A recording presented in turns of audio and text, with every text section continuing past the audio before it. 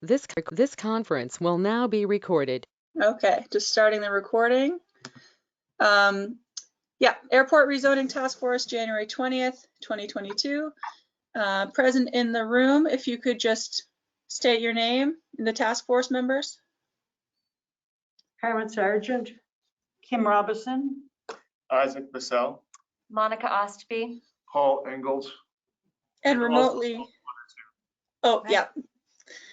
And remotely we have Megan Emery. Great. Also, I'm Kelsey Peterson, city planner. We have Brandy Saxton, who's a consultant for us for the city of South Burlington on this, and several members of the public. Does anyone have any additions, deletions, or changes to the agenda? Nope. Nope. Okay, seeing none, we'll move to agenda item number 2, the election of a chairperson for the task force. There had been some discussion at one point about it possibly being run by staff, and we've decided that's not a good idea. There should be a chairperson on the task force who both runs the meetings during the task force meetings, but also serves as the point of contact between the task force and planning staff. So I would accept any nominations, any and all nominations for chairperson. I nominate Kim Robinson. Okay, any other nominations? I'm going to nominate Carmen Sargent. Okay. And I'll nominate Paul. Yeah. Well, and I was going to nominate Monica. So Okay. everybody but me, which is just fine. Any other nominations? Now, do we have discussion? Yeah, my first question is everyone who has been nominated willing to serve as chair or co-chair? I am. I'm willing. I do have a preference for it being a community member, but I'm willing if it's a co-chair only. I would not want to be sole chair. Okay. Kim and Carmen, are you willing to chair or co-chair? I think that we would be willing to co-chair. I think we'd be willing to co-chair, becoming one, you know. Okay, and at this point, I would open it to any discussion. Would the two of you be willing to co-chair together, or did you have a preference for co-chairing with? Together. You know, we worked before for a long time on the community, Chamberlain neighborhood community for almost 18 months. And Carmen's very good with Robert's rules and keeping things moving together. And I do feel that it would be better to have a resident run as a chairperson rather than people from the committee that we're going to be presenting this to. Very good. I wasn't sure about that. I have to say that as a counselor who lives in the neighborhood, I felt like I should serve on this task force. But I know that I would come at it having to be objective, and I feel that I have to represent as much as I talk through my thoughts about it, and I wasn't sure how well I could play the objective role, which is why I was not thinking that I would be able to do such a thing. So, but I'm glad if Carmen and Kim feel that they are capable of doing that. Bravo. I know that they did do it for the Champlain Neighborhood Airport Planning Commission. Same. You see one. Great. Any further discussion?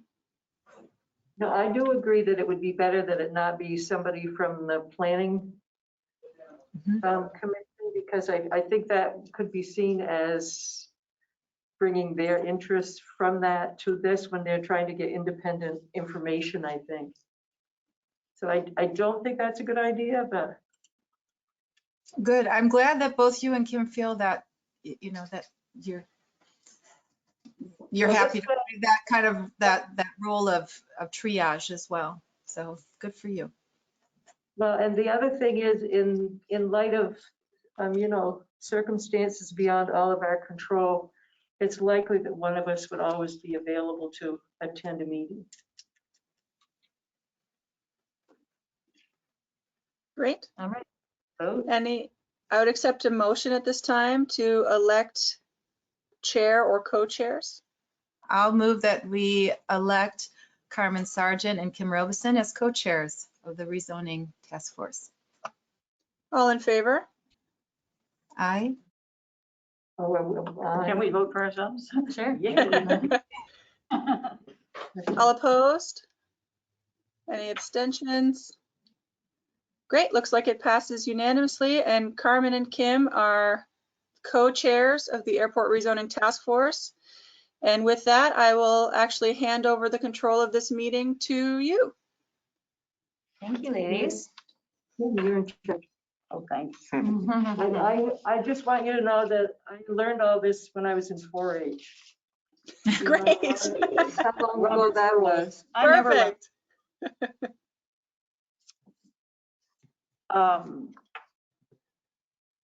So do we want to go ahead and move on to number 3, which is open to the public for items not related to the agenda? Do we have a public? I think we have people that are We zooming do. in. Yeah. I can't actually Yes. tell from the screen. We have 1, 2, 3, 4, 5, 6, 7. Looks like 7 members of the public.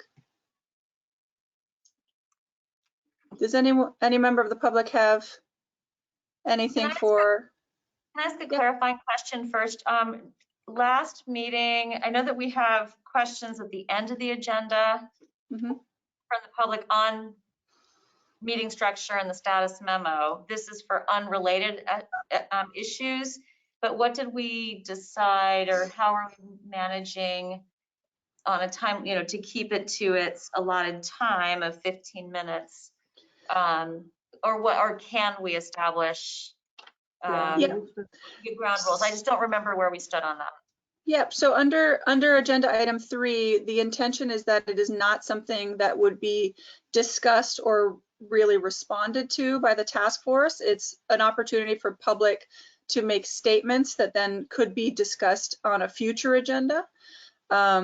But it is not to open a dialogue or open a long discussion on specific topics at this point. And then, as you said, Monica, when you go into number 4, we'll discuss a little bit the structure of future meetings and if anyone, what people want to do with that. Does that make some sense? Yeah. Okay. There's somebody up there in June. I actually see Jim Richards. Thank you, because I can't really see your name under your, from where I'm sitting. So, Mr. Richards, hi. Can you hear us? We cannot, we're not hearing you. We're not hearing you. Mr. Richards, we can't hear you.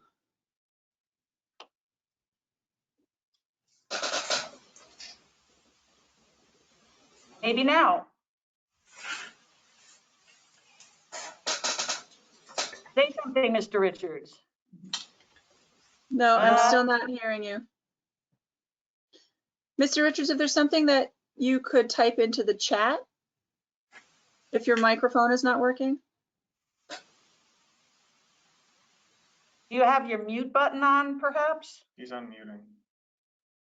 No, it says he's not muted. Is there anything that went wrong here about it? It's not at our end, unfortunately, but I could provide Mr. Richards with a phone number to call into.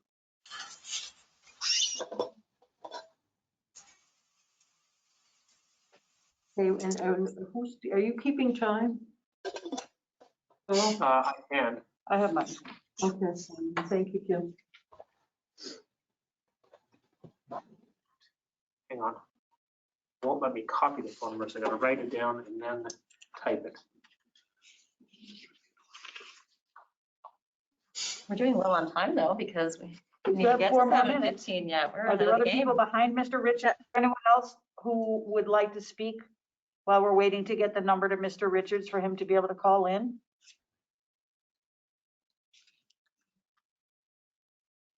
I am not seeing anyone else popping up. Okay.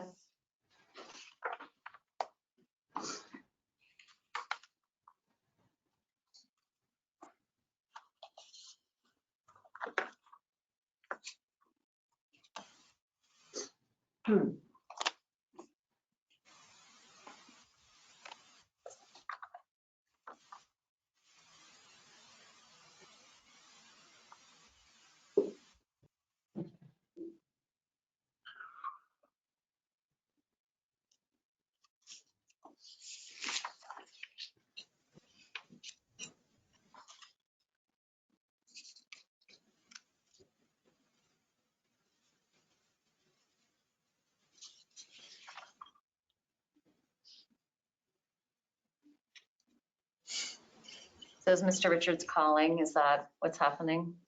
I think so.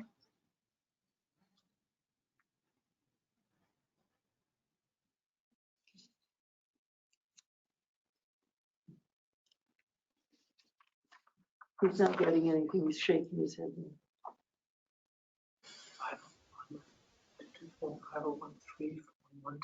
501-341-228-566-301. Okay. Oh,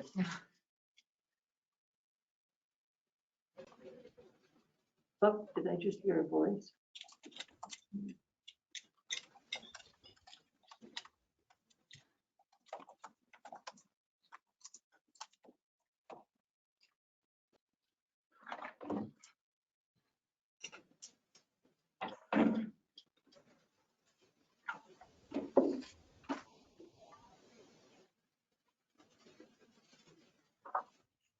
He's holding something up here, but it says, can anybody read it? No. Number?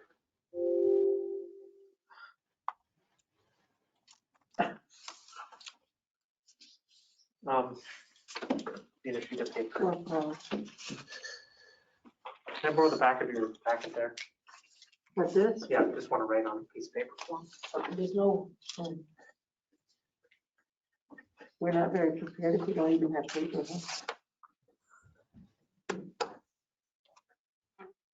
Do you need the phone number, Paul? No, I think he's not seeing. Maybe if we said it, he could hear it, if he can hear us. The 224-501-3412 Mm-hmm. with Yes. the access code. Yeah, does he have that? Go ahead and read it aloud. Okay. Roseanne. Hey, Jim, if you can hear, nod your head if you can hear me. Okay, here's the number. 224-501-3412. And the access code is 228-576-301. Is that Roseanne? It's at the top of the agenda. Okay, we have a caller Hello. too has arrived. There's Mr. Hello. Richards. Yes, thank you very much for going through all the trouble. So I wondered, would now be an appropriate time to read about 2 minutes worth of general, sort of introduction to general aviation at the airport? Are you an employee at the airport, Mr. Richards? Yeah, I'm an owner of Aerodyne Corporation in South Burlington. Think we're happy to hear what you have to say. Okay, great. So this is just by way of putting a bit of a face on general aviation at the airport, maybe helping that along. General aviation comprises all other needs, means, and reasons to fly after airline and military operations are set aside. General aviation has constituted about half of the flight operations at Burlington in recent years and was up to 80% during the 2020-2021 interval of COVID. Federal funding toward the air traffic division reflects the total number of flight operations at the airport.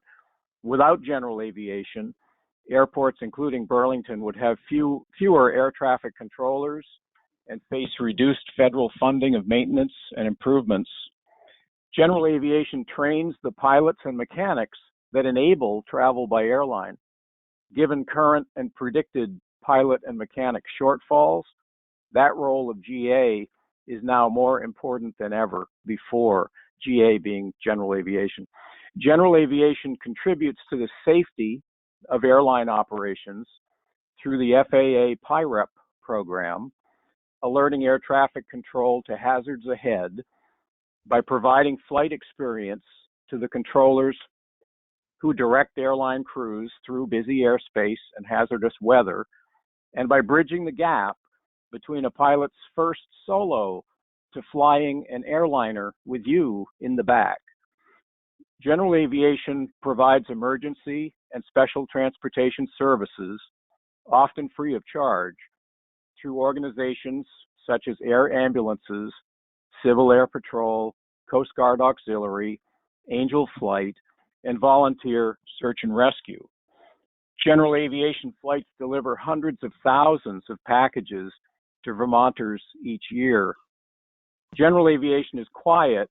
The noise signature of a Cessna 172 is approximately 1/27th that of an F-35. General aviation is actively reducing its carbon footprint through the efforts of Aerodyne, Beta, and other companies. A single-engine aircraft equipped with Aerodyne technology can fly through the sky at 185 miles an hour, getting the same miles per gallon as a typical SUV, and arriving at its destination much sooner because planes can fly in a straight line instead of following the roads.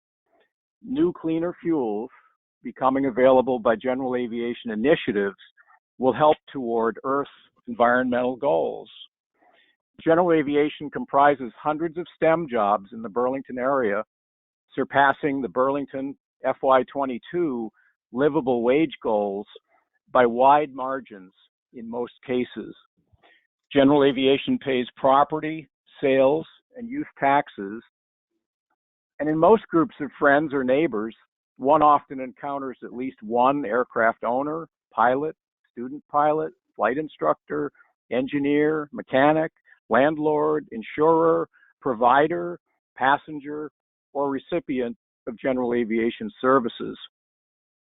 General aviation draws many people into the skies, particularly young people, expanding their perspectives and increasing their awareness of their own abilities and the beauty of the natural world around them. Thanks for your time and support of general aviation at Burlington. Well, thank you for your presentation. Yeah. We probably all support general aviation. Megan's got her hand up. Hey, Megan, do you have a question? Thank you, Kim. I was curious, I didn't catch the percent of operations that general aviation represents. 50% in recent years. I think it was the airport's 2019 report that showed GA at 50%, very close to 50%. But then it went up to 80 or more percent as the airline flights fell off during the depth of COVID. Thank you.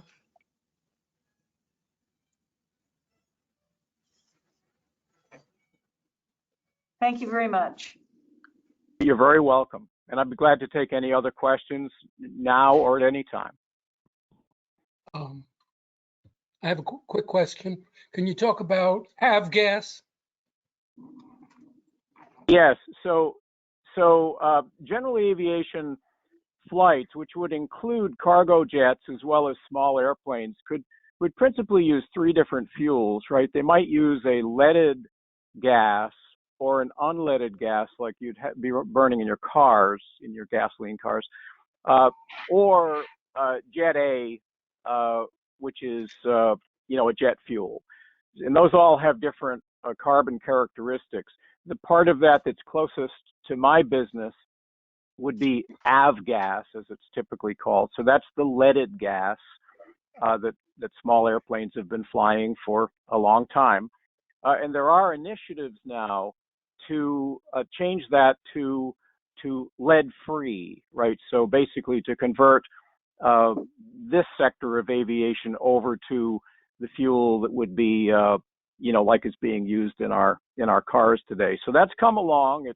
It's been a tough initiative because there are requirements on the fuel being used by an airplane that are tougher than that for an automobile. There are issues that have to do with the safety of the aircraft and the safety of the fuel system. So there's a lot that had to be gone through, but these fuels are becoming available, and I would expect to see them go into use even in our own Burlington area within the next year or so. Mr. Richards, if I could jump in, Kim and Carmen, this is not a warned agenda item, so I would warn against continuing any further discussion. I thank Mr. Richards for his comment, but if we wanted to put this on a future agenda, we could do so. But I would just warn against going too far down this path of discussing Mr. Richards' presentation at this point. Thank you. Thanks. So Are there any other public comments? are there any other public comments at this time? Then I think we can move forward to our next agenda item, which is the discussion of the structure of our meetings in the future. I think that Kelsey had talked about maybe potentially having discussion from the public both in the beginning and in the end of meetings. I'm interested to hear how people feel about that. I mean, at this time, this agenda had it listed at 15 minutes, and as long as I liked, he offered 2 minutes. I liked the idea of a limited statement to keep things moving, but if that is something that feels right to have people have an opportunity, it works for me. Yeah, it seems appropriate to have it on both ends. They're separate points. Mhm. One is on the contents of the meeting and the other one is on general items. So it seems appropriate.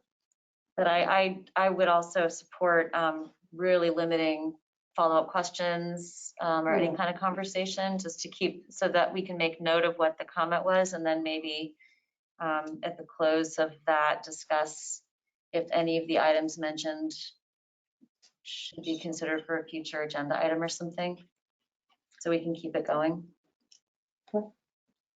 Do we have any other comments about how we want to structure the meetings? I just have one question.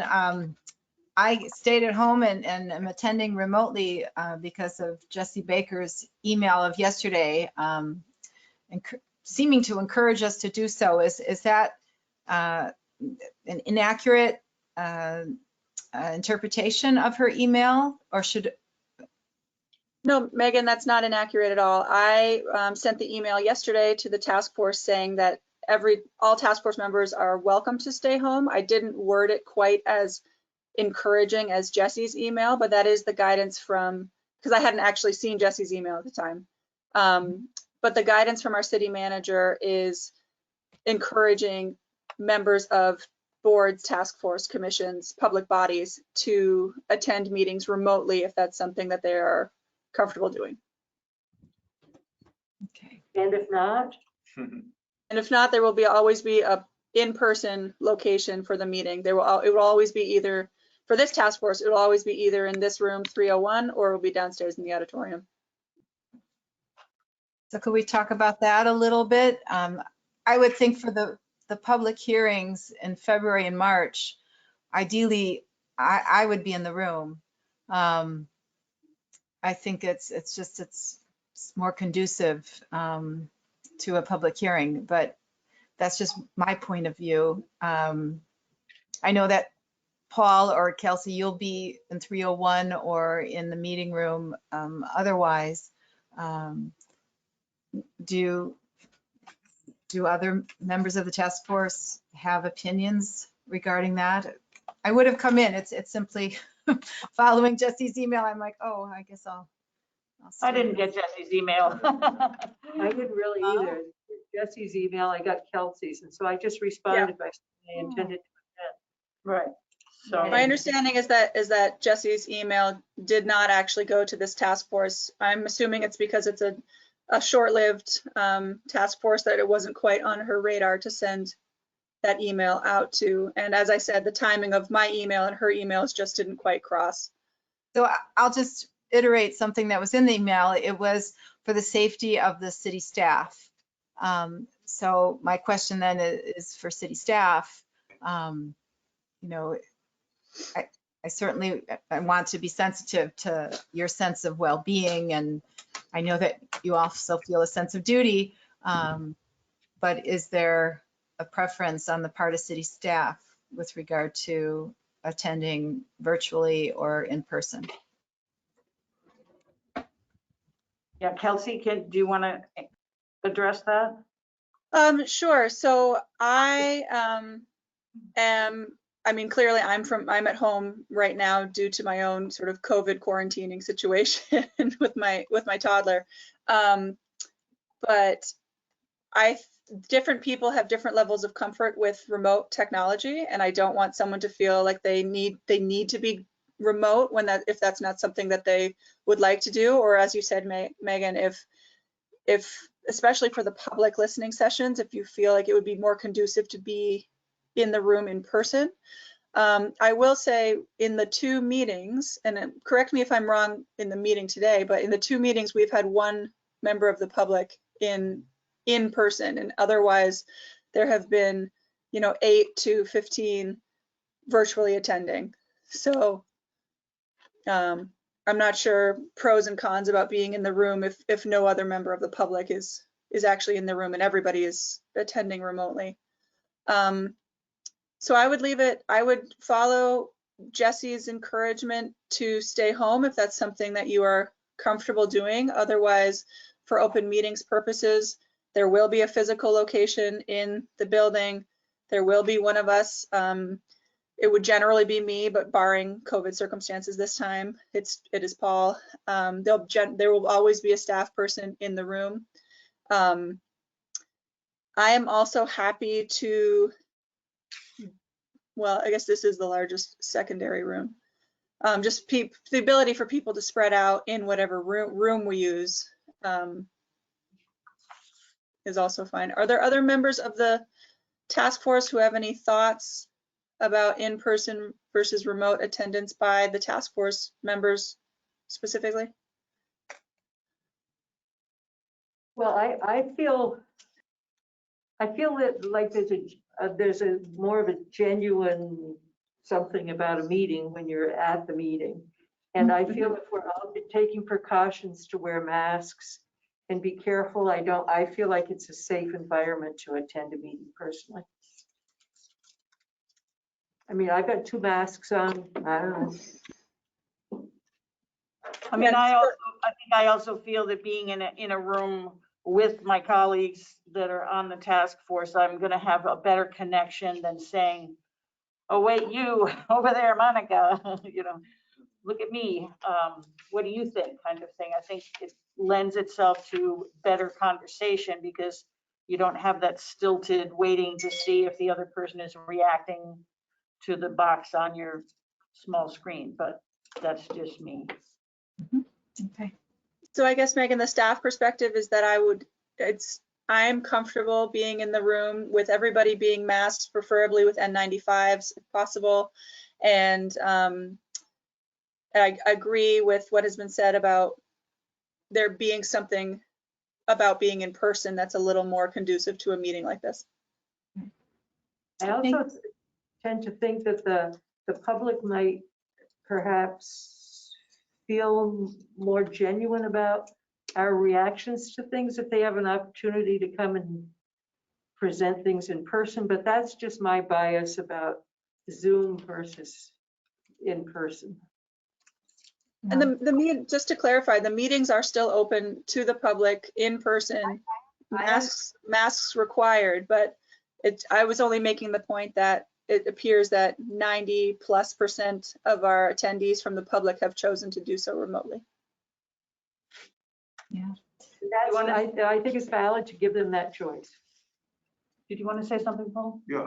I don't know if anybody has any statistics on this, but my guess is that public participation has gone way up now that this format is available to us. You know, at the planning commission, we've had 20 or 30 people a night from the public participating in the meetings. And even tonight, there's quite a few people participating remotely also. So my guess is that if it were strictly the old-fashioned way, we would have very few people attending the meetings.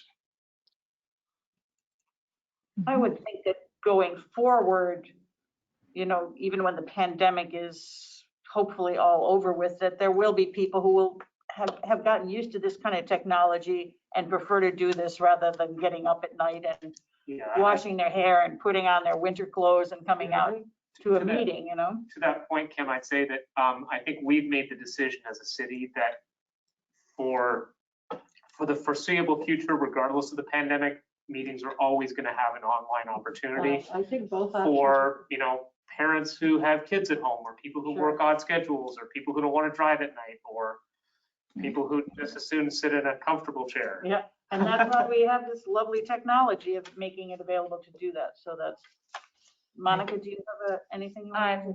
I feel comfortable being here, and I'm happy to do whatever feels right for the majority, but What about we need to Isaac? comment on those. Oh. I don't have a strong This is preference. fine, I can't I see anything. know, glasses issue. Yeah, I don't have a strong preference. I guess in person seems like a more dynamic conversation. So, but yeah. I did have an unrelated question. I don't know if there's are Housekeeping we having question? to make it? Yeah, another housekeeping.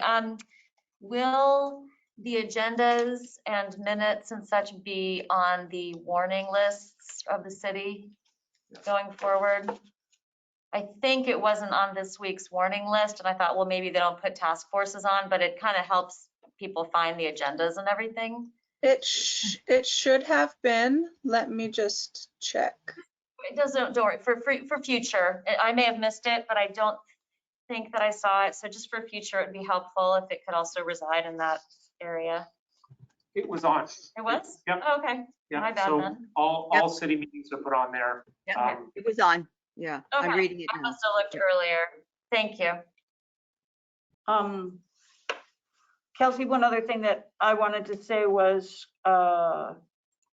when we're getting really large packets of information, like from Brandy this week, that obviously she put a lot of work into. I don't have a color printer, so I appreciate it, and I appreciated that you made it possible for us to pick this up, but I just wanted to know if other members of the task force or even interested parties can get this printed material made available to them by the city if they don't have the possibility to whap out 30 pages in color on their home printers.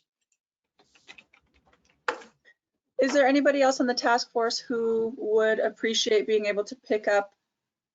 I mean, I don't think if for the next few meetings, and Brandy, correct me if I'm wrong, that there will be a significant document like there was for this meeting.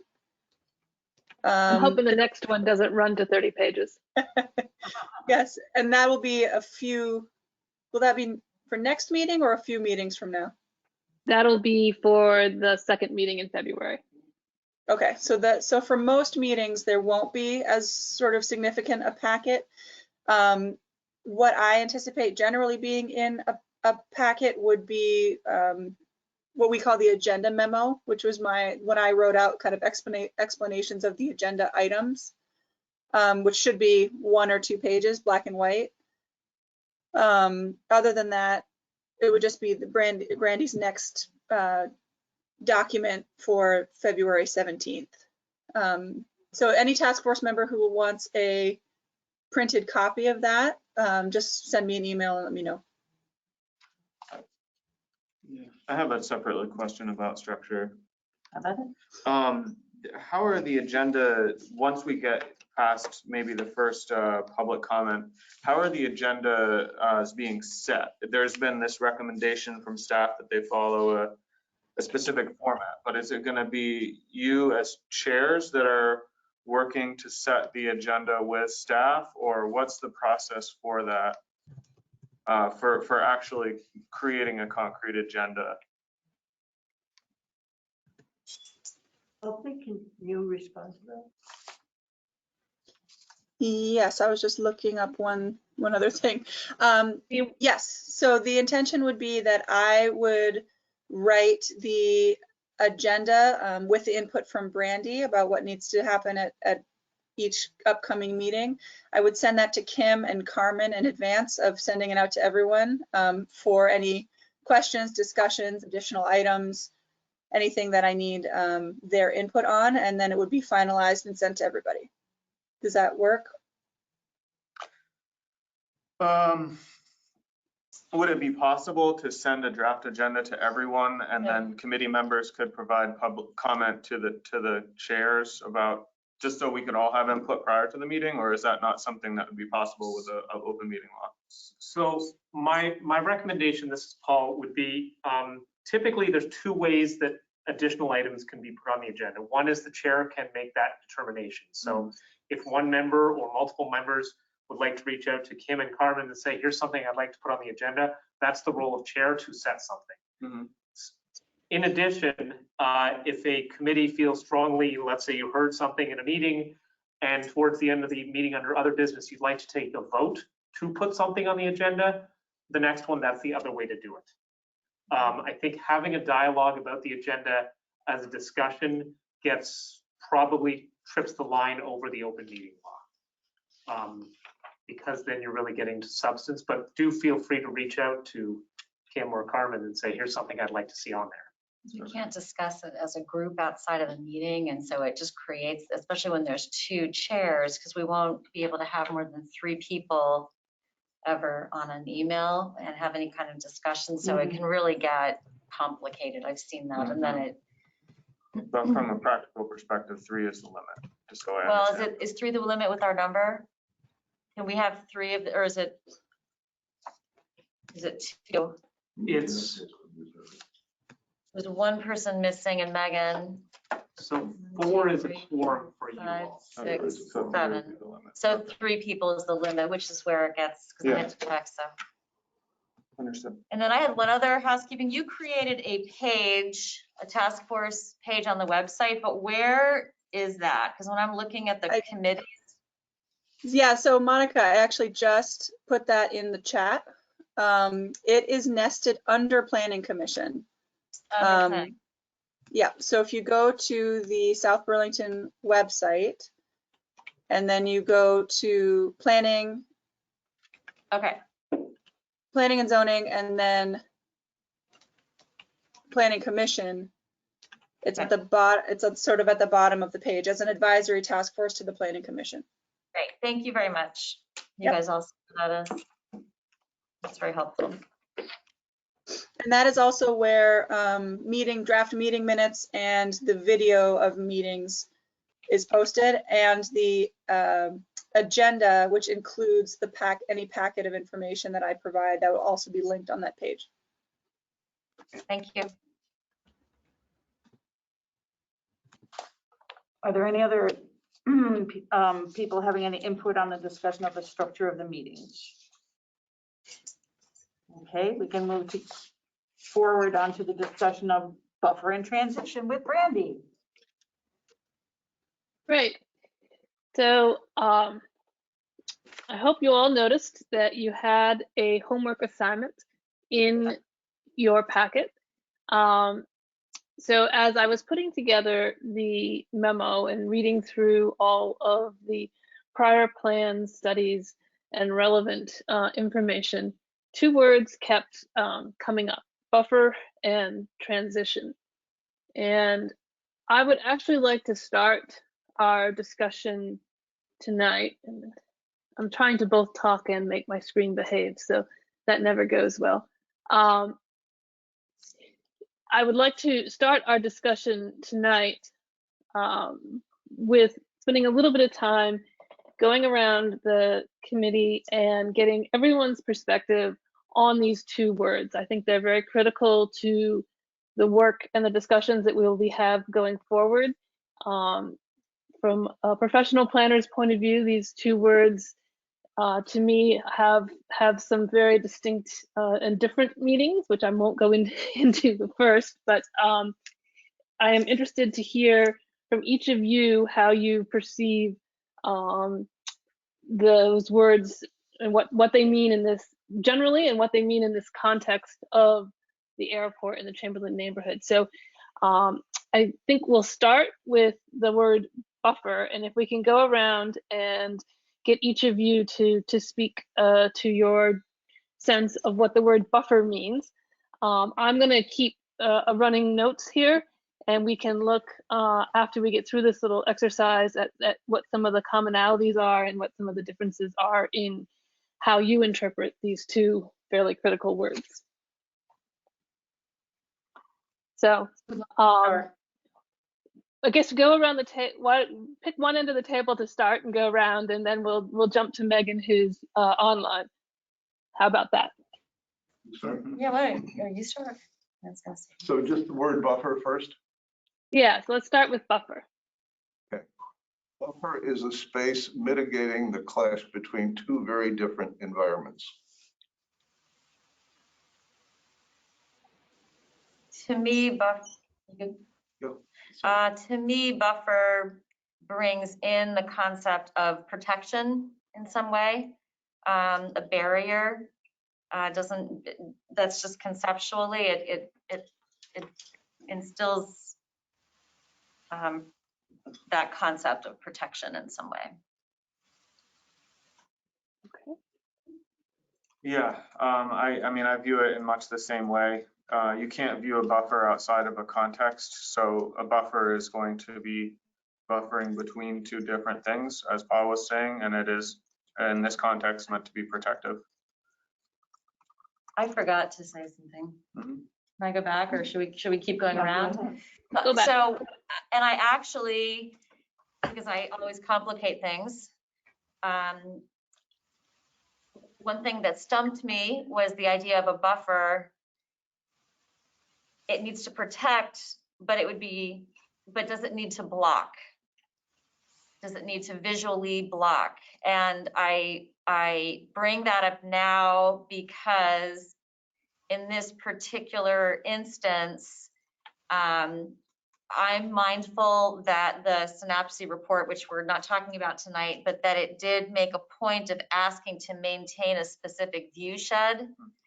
And so when I looked at this in my mind, I'm thinking, well, how can you protect and create a buffer yet meet the community's desire to maintain this view shed? So it's protect, but in an invisibility cloak manner. I'll add, can I add to mine as a result of that comment? Yeah, I don't view buffer as meaning a visually block, especially in this context. The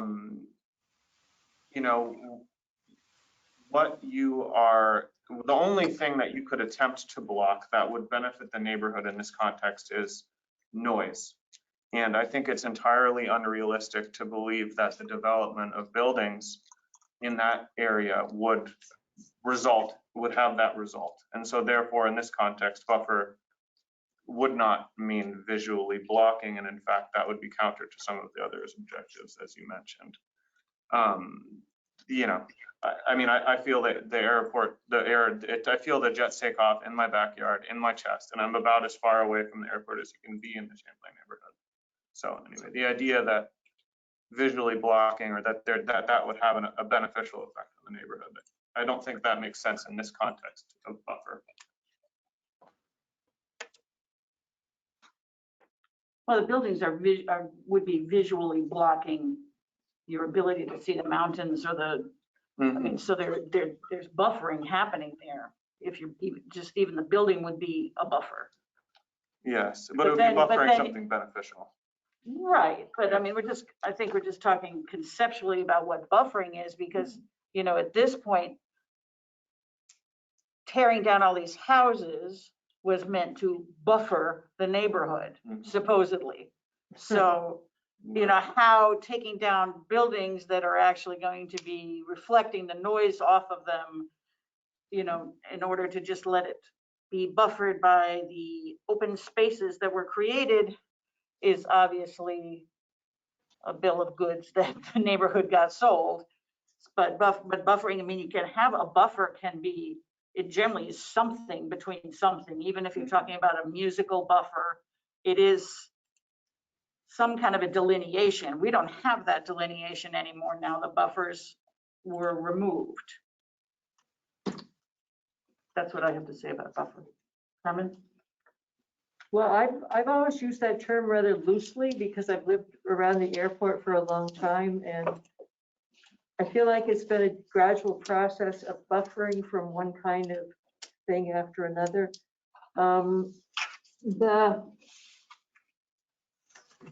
Like one of the worst things for me, because I could no longer see the mountains, was when, because I live on Elizabeth Street, at the end of my street is the airport parking garage.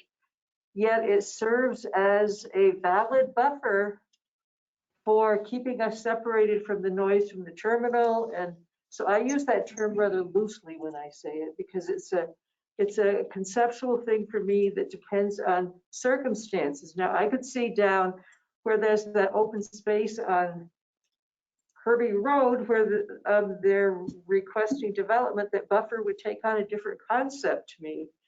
I don't live there, but I would want it to be like a space thing. So I think it depends on where you are in your relationship to what's happening, for me anyway. I don't know if that makes sense, but it does to me. And I know when I brought up the term in a meeting with Muriel Weinberg, buffer became like this big scary thing because he looked at it as an expensive proposition for sound absorption. So I think there are lots of ways to look at the term buffer, and it depends on your application of it. Megan, did you want to address buffers? Yeah, I actually read through the Synapse final report before doing this exercise. And so the word buffer is used in that report, and it is something that informed my definitions that I'm going to be giving based on my understanding of the use of the word in the Synapse final report.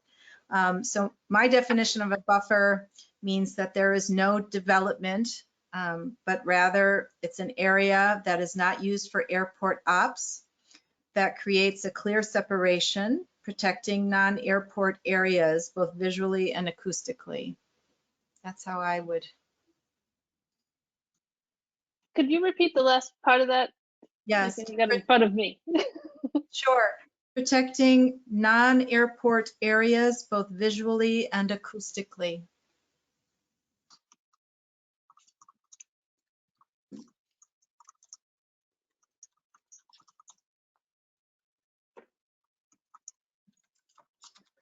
So the second sentence typed it, area not used for airport operations, that's a distinction that's drawn in the Synapse final report. So that definitely influenced my definition.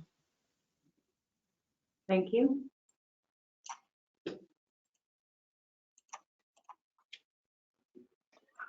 Okay, so did everyone get through their definition of buffer? Yes. Okay, great. So could I add something? I'm sorry, Brandy. By protecting, because just referring back to what Monica and Isaac were talking about, I think that the trees and the green space, even though you still see planes, that does offer some protection, even though it's not, invisible. The airfield, there is still, in terms of protection, it just creates a different feeling as opposed to being next to, a metal fence that just, is keeping people off airport property. Thank you. Yes. Okay.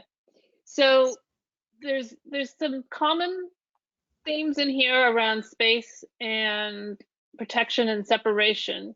But clearly, even from this small sample size, you amongst you have different interpretations of what actually functions to provide those services, that protection, that separation, that space. So I think that's something to keep in mind as we continue forward and we start probably in next, not at the next meeting, but the meeting after that, the February, what did you say it was, Kelsey, 17?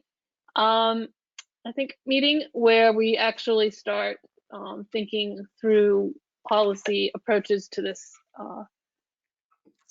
question. So let's move forward to transition and do the same activity here. And why don't we go in reverse order this time? So we'll start with Megan. Okay, so I wrote down that it's an intermediary area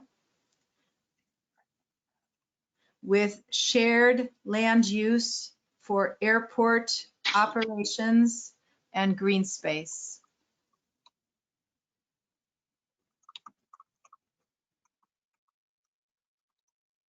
And green space. And I said shared land use. Yeah. Yep. Okay. Yeah, you just have land use twice. Land use for. Okay. Oh yeah. Yep. Well, I've managed to put the R in airport every time I've typed it so far. So that means I'm batting ahead of my average. I leave the first R out all the time. That's funny. You're going to be writing that word a lot during these next few months. I know, and I've been spell checking it a lot. I just discovered I can't type that word. Okay. So who's next? Oh, thank you. I would call a transition, like Megan, but I would say that it's I would also use the word safe. It's a space that's safe to protect our visual field and our audio field from invasion by, in terms of me, from my neighborhood, from the airport and its activities, which I find isn't happening very well, but I'm not supposed to add that. So.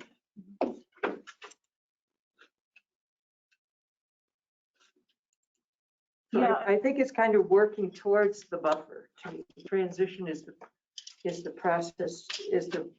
process and area towards the buffer.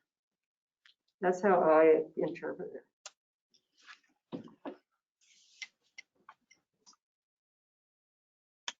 I'm going to pass on this and go ahead and have Isaac speak to transitions. Sure.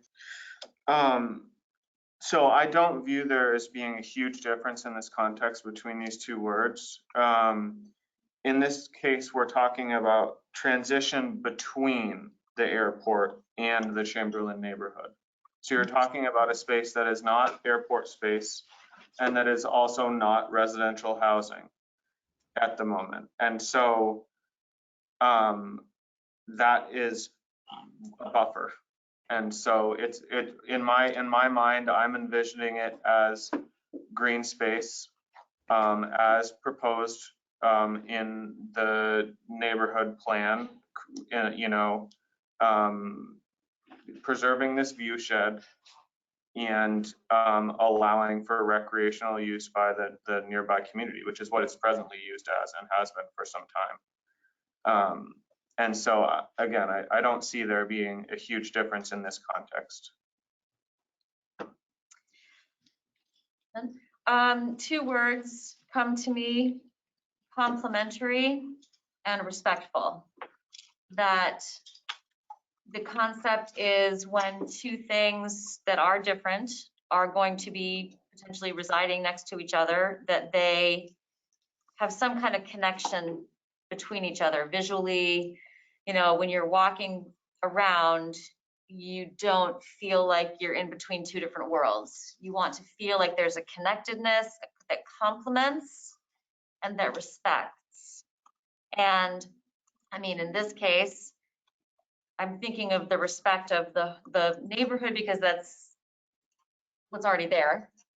It's not two new things, right? So there's a new element potentially coming next to something that has been established. How can the new respect what is there and complement, you know, in both directions so that there isn't a jarring, you know, across the street difference from each other. So complementary and respectful.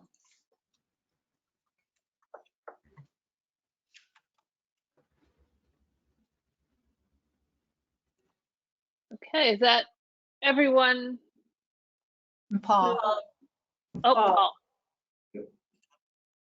Transition is the change from one environment to another, with one environment supplanting the other.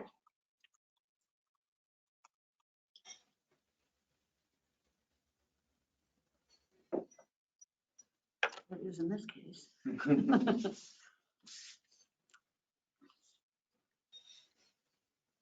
Okay, any further thoughts on this one? I like So- the idea. Oh, Oh, go ahead. yeah, I do like the idea of, you know, pointed out by a couple people here, being safe, feeling that there is respect and connection. I think that those are really important words. So I like that. Mhm. I'm seeing in these definitions and the discussion sort of a continuation of what I saw in the written documents, which is somewhat using these two words synonymously. Well, from a planning context, this is where I'm going to add in here a bit.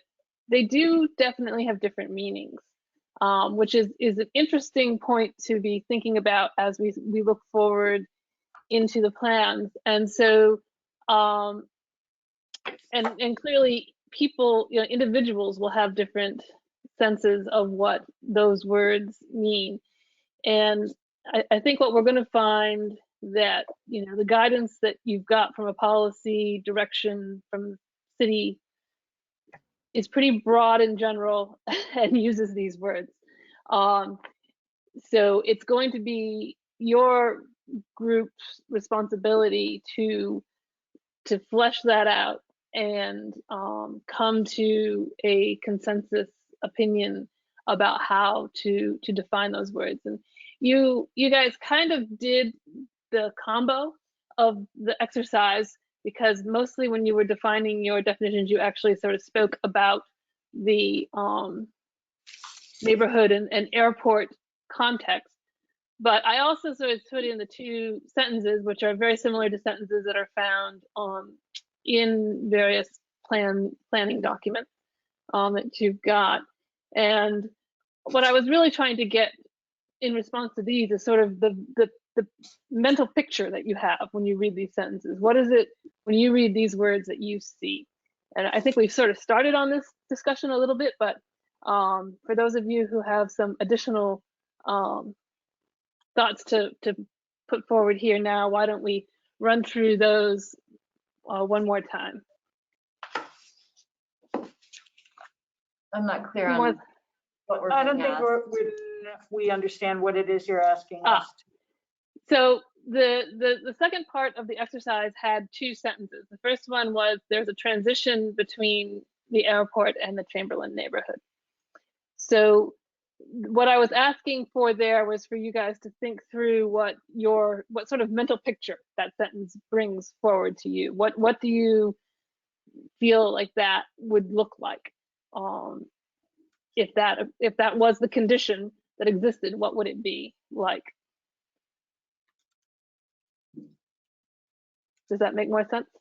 I mean, I couldn't help but incorporate my meanings into these sentences when I was thinking through that. You know, I mean, the first sentence, there is a transition between BIA and the Chamberlain neighborhood. It just goes back to you know, someone who's been residing in the Chamberlain neighborhood and looking across an open field and yes, a fence, but then an open runway that goes to Mount Mansfield.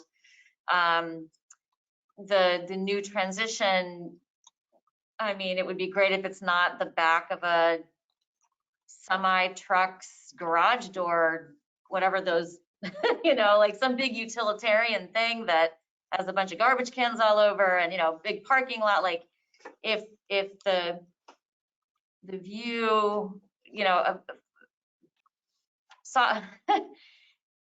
respecting, you know, what someone's going to be looking at every day. And there are people that walk right around there on the sidewalk, forgetting about the property, which is privately owned, but even there's a sidewalk there. I'm sure there's a lot of residents that do walking rounds there. So I guess the answers I gave before, I kind of did fit them into these sentences when I developed those. So that's helpful.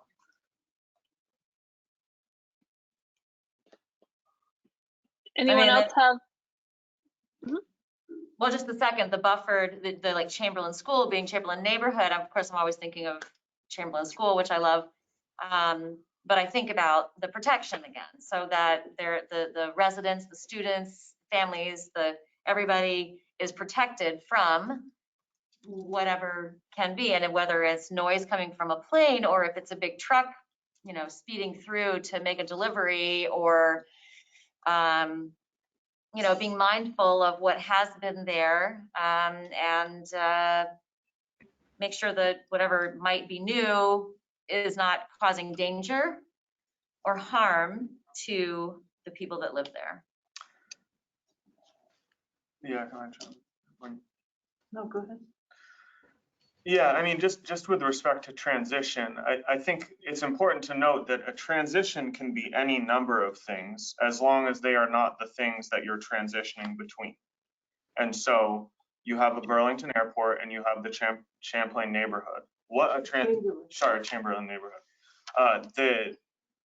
What that looks like could look like a litany of things.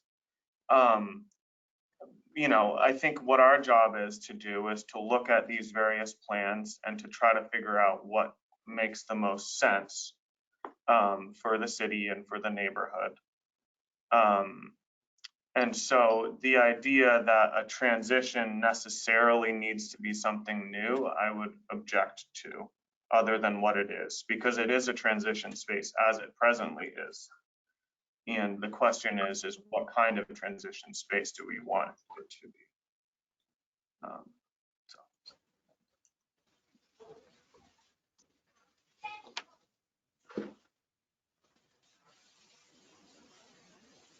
Anyone have anything else they wanted to add in here?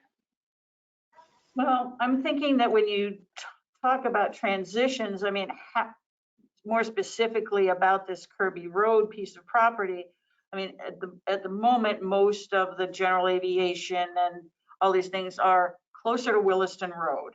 So you don't have the same kind of through traffic.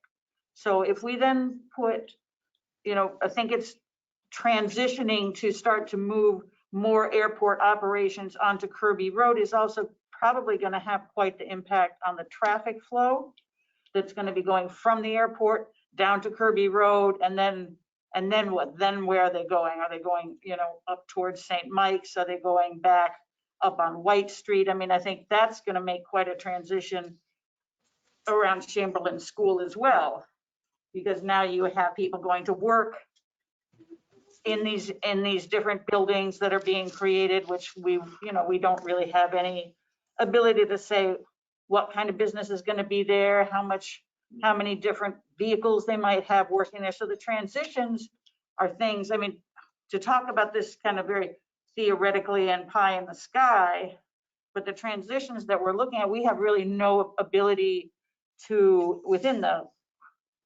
focus of what this task force is looking at, we have no ability to really look into the future and see what those transitions or changes are going to be like. Yeah, add one more. Okay. I would just say to sort of follow on that, I think what has been proposed is a transition from the Chamberlain neighborhood to the Burlington International Airport. And so as a starting point, that's what's being requested. And so that, I don't think that even remotely meets the definition of transition that's being provided here. You have to totally reword it in order to meet what has been put before us.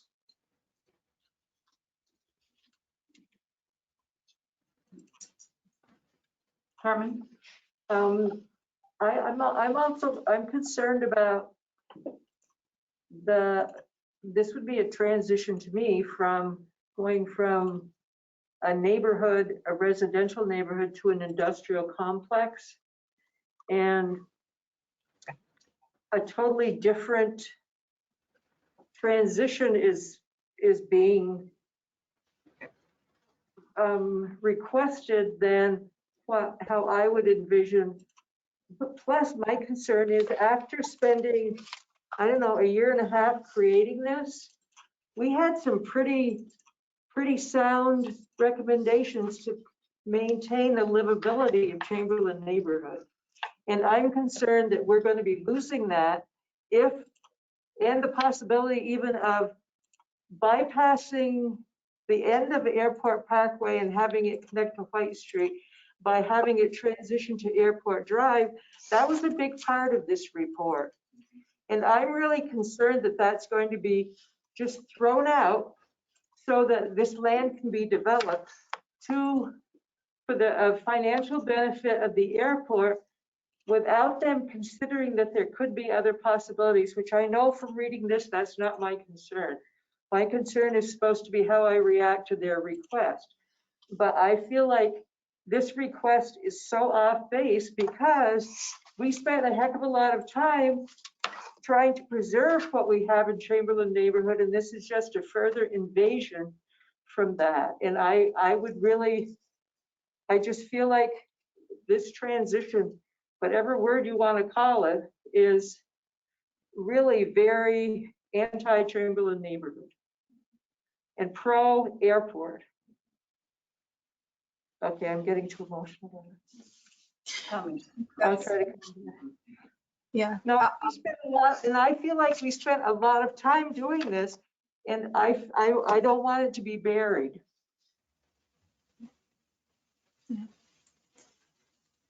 Yeah. I'm just going to add that the transition viewed from the neighbor's perspective puts the road a lot closer to where that fence currently is.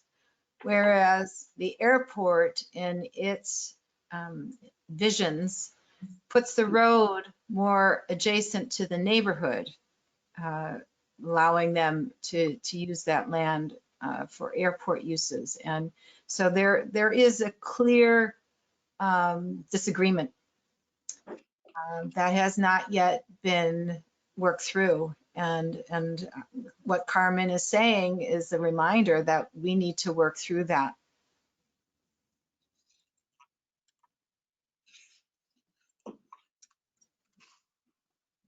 Okay, any other comments from the committee before we close out the exercise? Yes, Paul. There is a transition between BIA and Chamberlain neighborhood. This means that BIA will eventually take over the buffer between it and the Chamberlain neighborhood and make it available to wealthy developers to develop hotels, condos, and office buildings. I thought that for about 10 years now.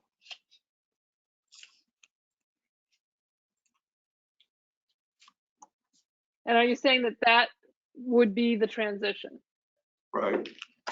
That is the planned transition. I also remember from reading through, Brandy, your memo here that we're using as the format for this meeting, that the transition is much more complicated than just these two definitions, I think. And I think the fact that the airport could possibly get pressure from the FAA that they've been given this land, and I say give because they did get free taxpayer dollars, that this is not going to be something that they're going to approach lightly, and that they are, if they want to keep this land, they have to use it.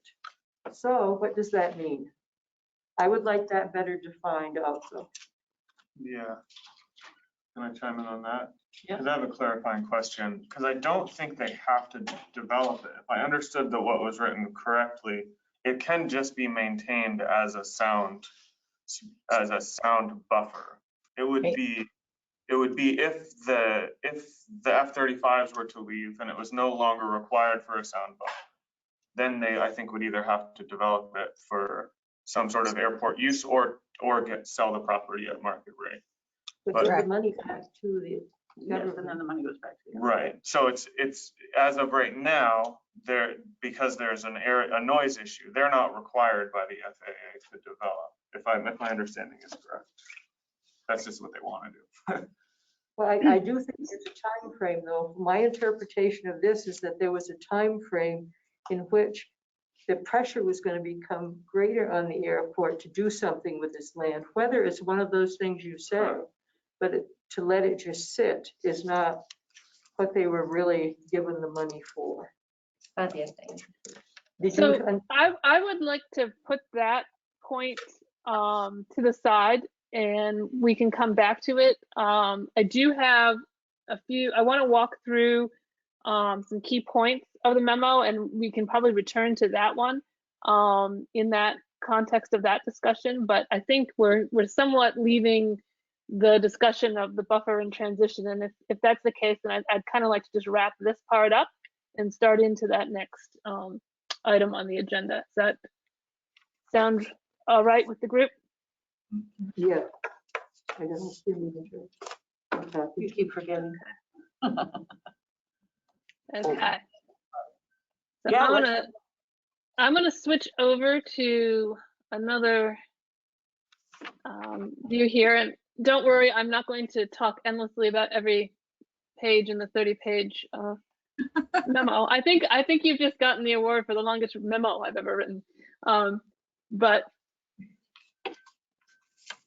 I do want to hit a couple of key points that I think merit you guys sort of thinking, having sort of marked and thought through as we proceed forward next month and beyond that, and also just for the benefit of the public who may log in to see these meetings and not want to read the entire memo, what some of the key elements are as well.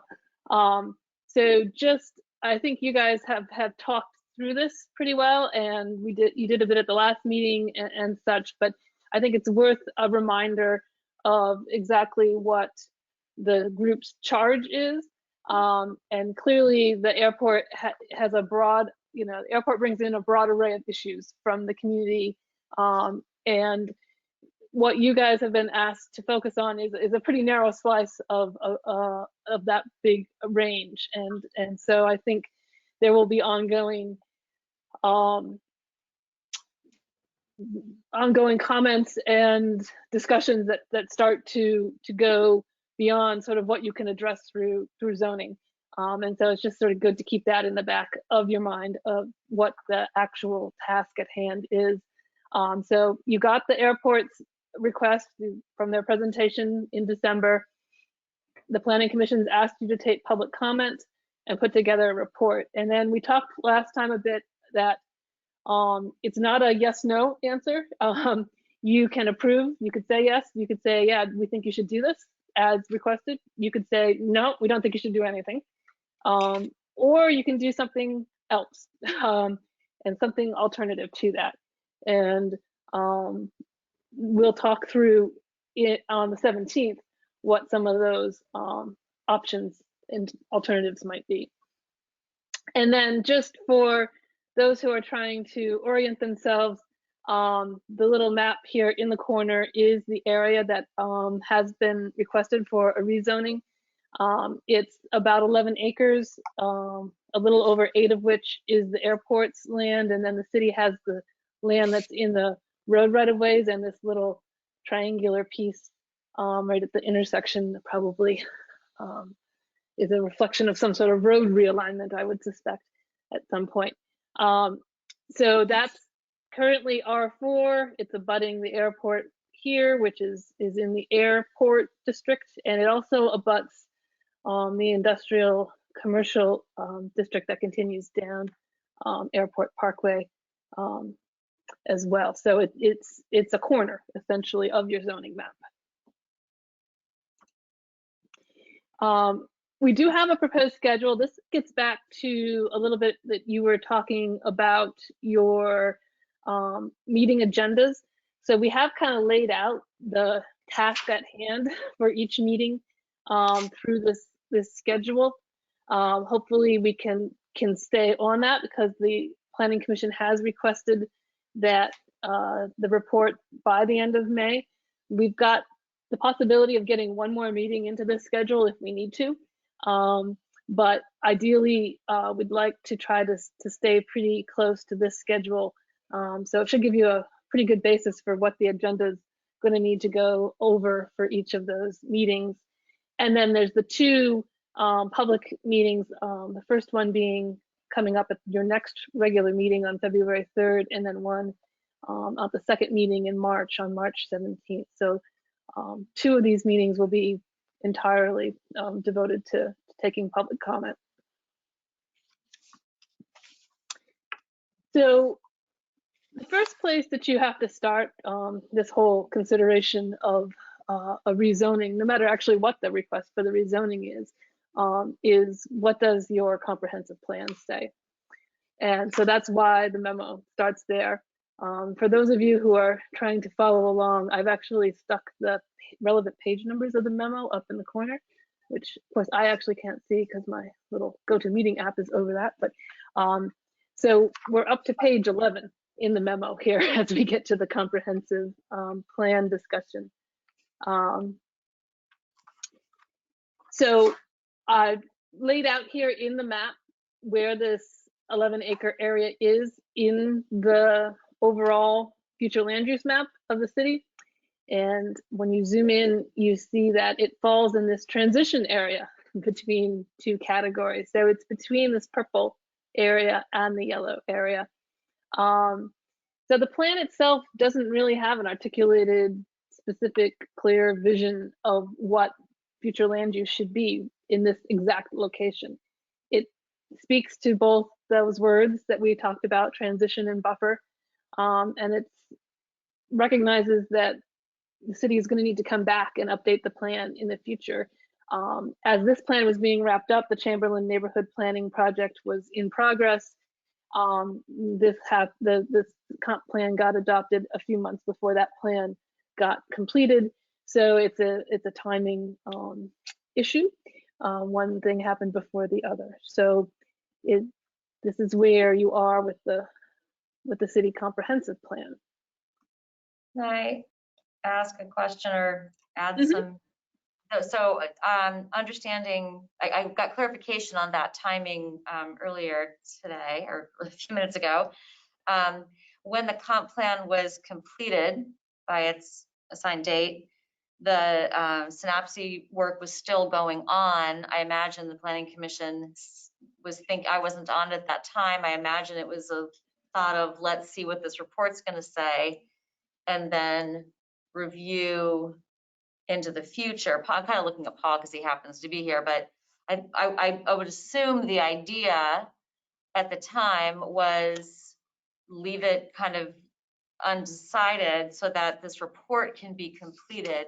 And I don't know that the Planning Commission had ever then, well, there were some changes that were made over time based on this plan. I know that in terms of front porches, and there were some others. The Planning Commission has done work, specific work tied to the synopsis recommendations, but I don't think there was there certainly wasn't a relook at the comp plan because that book was closed, and the next comp plan will begin its work actually this summer, preparation for it.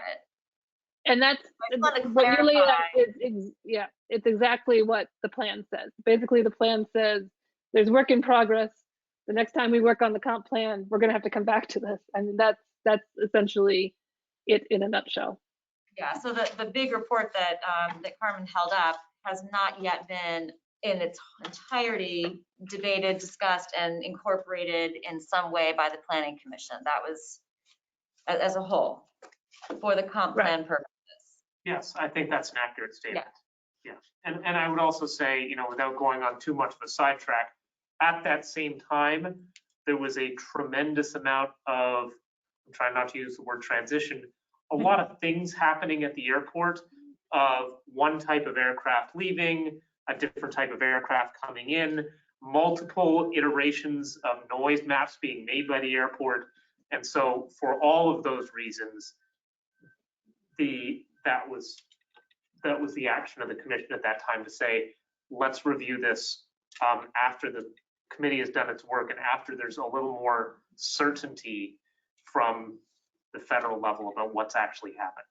And is it also fair to say that, and again, I was not on the planning commission then, I'm steps away from this, but wasn't there also a lot of discussion from an economic perspective, which is why somebody from the economic, if we had the member of the Economic Development Committee here tonight, we might be learning more perspective as well that was happening at that time that none of us can speak to. I just wanted to point that out as well. So it would really be great if that member can't make it, if in the future that committee has a backup person or something, because I just think it would help us all understand, you know, as many perspectives as possible. So maybe, I guess I'm making a request to the chairs that we ask the Economic Development Committee if that they have a backup attendee potentially. Is that the person who's not here? That's right. Kelsey?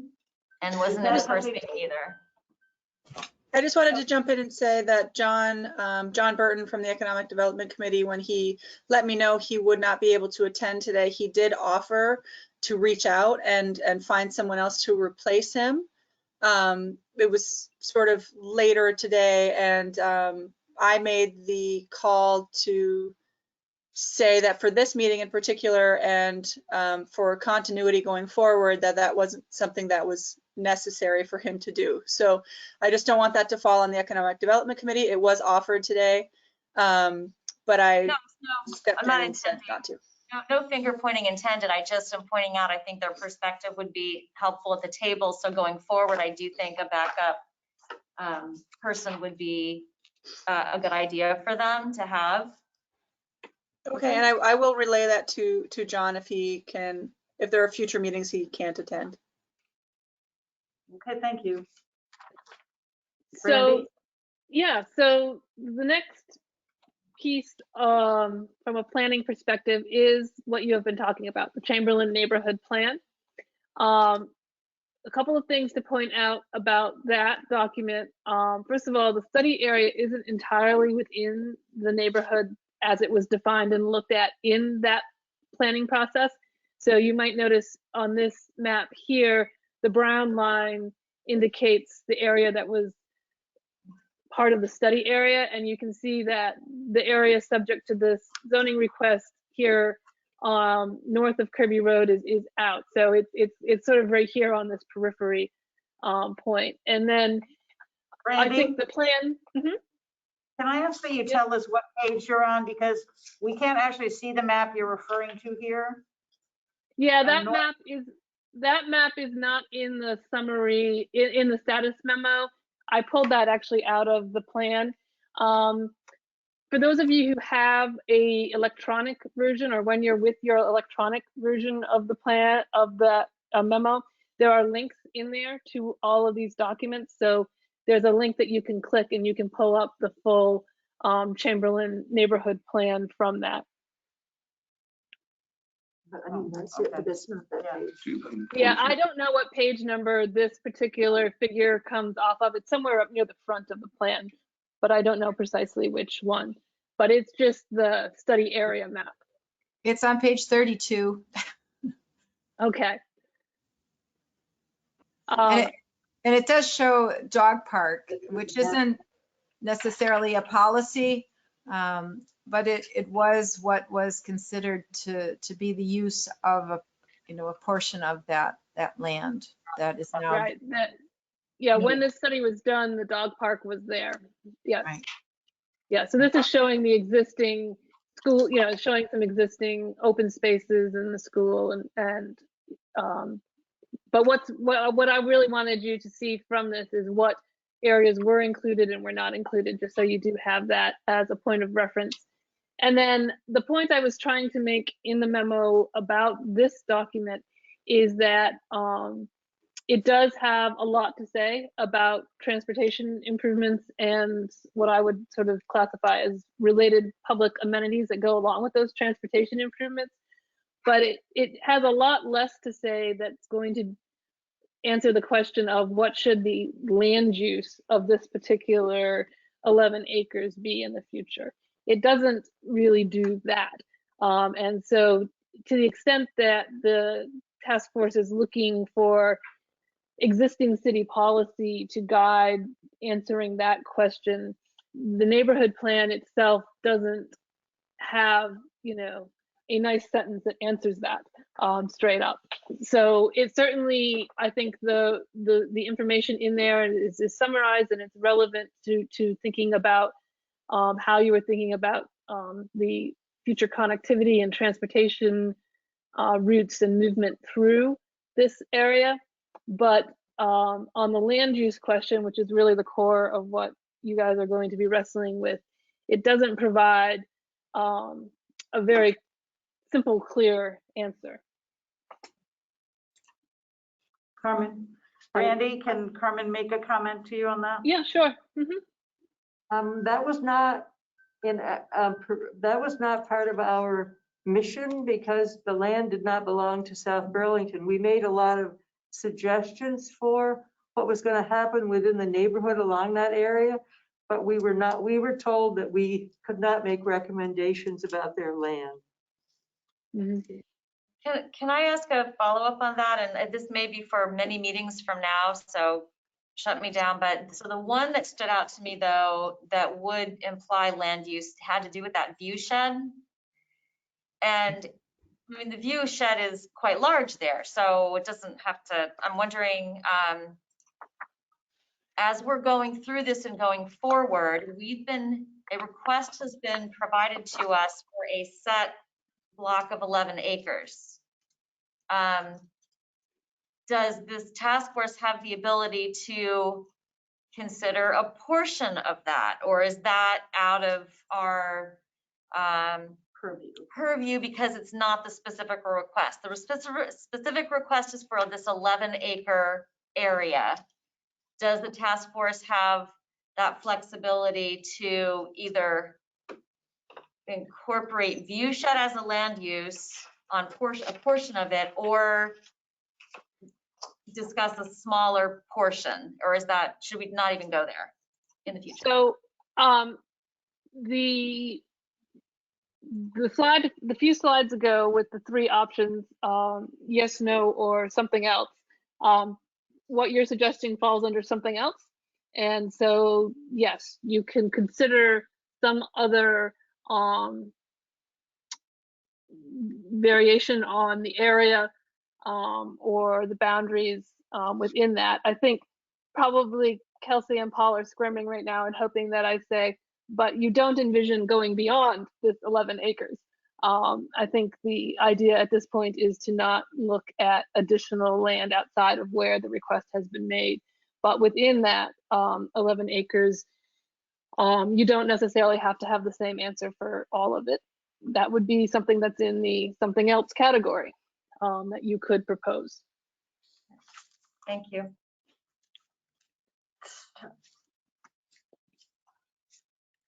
Let's see here. So I wanted to spend a few minutes talking about sort of zoning authority and limitations. And for the couple of you who are on the Planning Commission, this may be somewhat repetitive and information you already know, but I know a couple of you are probably new to being involved in considering land use regulations and how to draft and amend them. So I almost always start when I work with communities on zoning related projects with this little speech or some variation on it, because I think it's useful to understand, so that when you go forward and you're faced with questions from the community or difficult questions within the committee, you have some of this framework as a basis for understanding what you can and cannot do. So Brandy, yeah. can I interrupt you for 1 second? Can you zoom out a hair on your slides? We only see like 2/3 of whatever slide you're trying to show. Okay, let me, I have gone to full screen mode and maybe that is bad. That's actually interesting because I think I see the full thing. Yeah, we do online. Maybe if you just take away our faces. Yeah. Bye-bye. I have to stop and then come back here. Okay, we will turn that off and we'll come back and try again.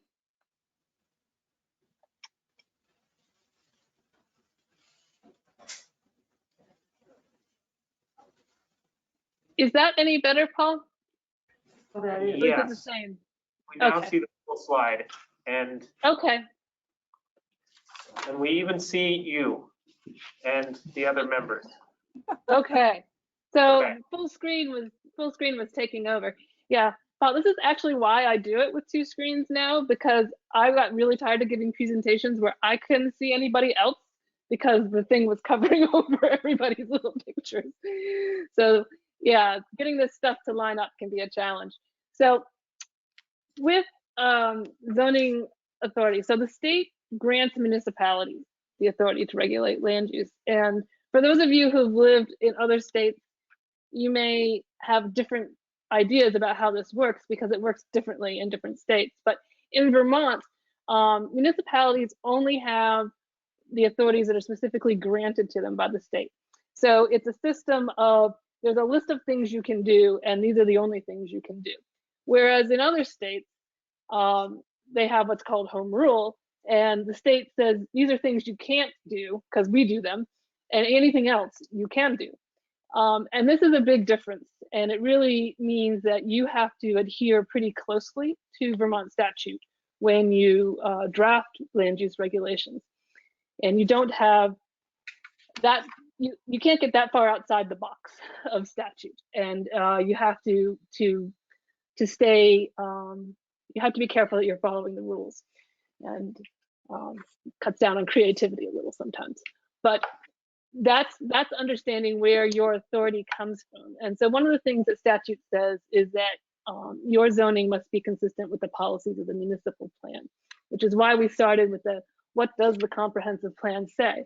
And in fact, if you make certain decisions about what you are going to recommend with the regulation question, we might say, you're going to have to go back and strengthen the comprehensive plan language to provide enough foundation for doing that thing you want to do with the regulations.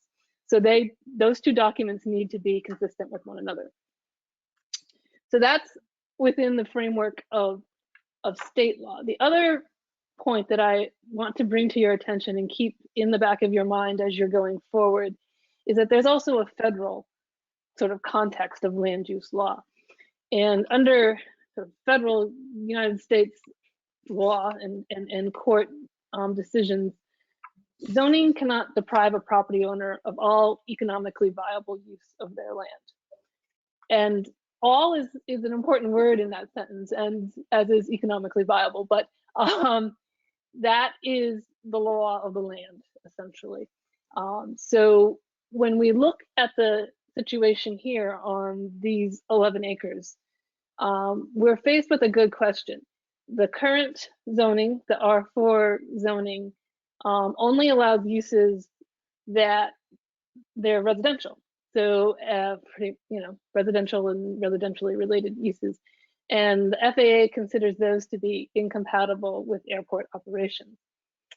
So we're going to talk in another slide about what that means. But so a question that I want you to keep in mind is what are the economically viable uses of this land going forward?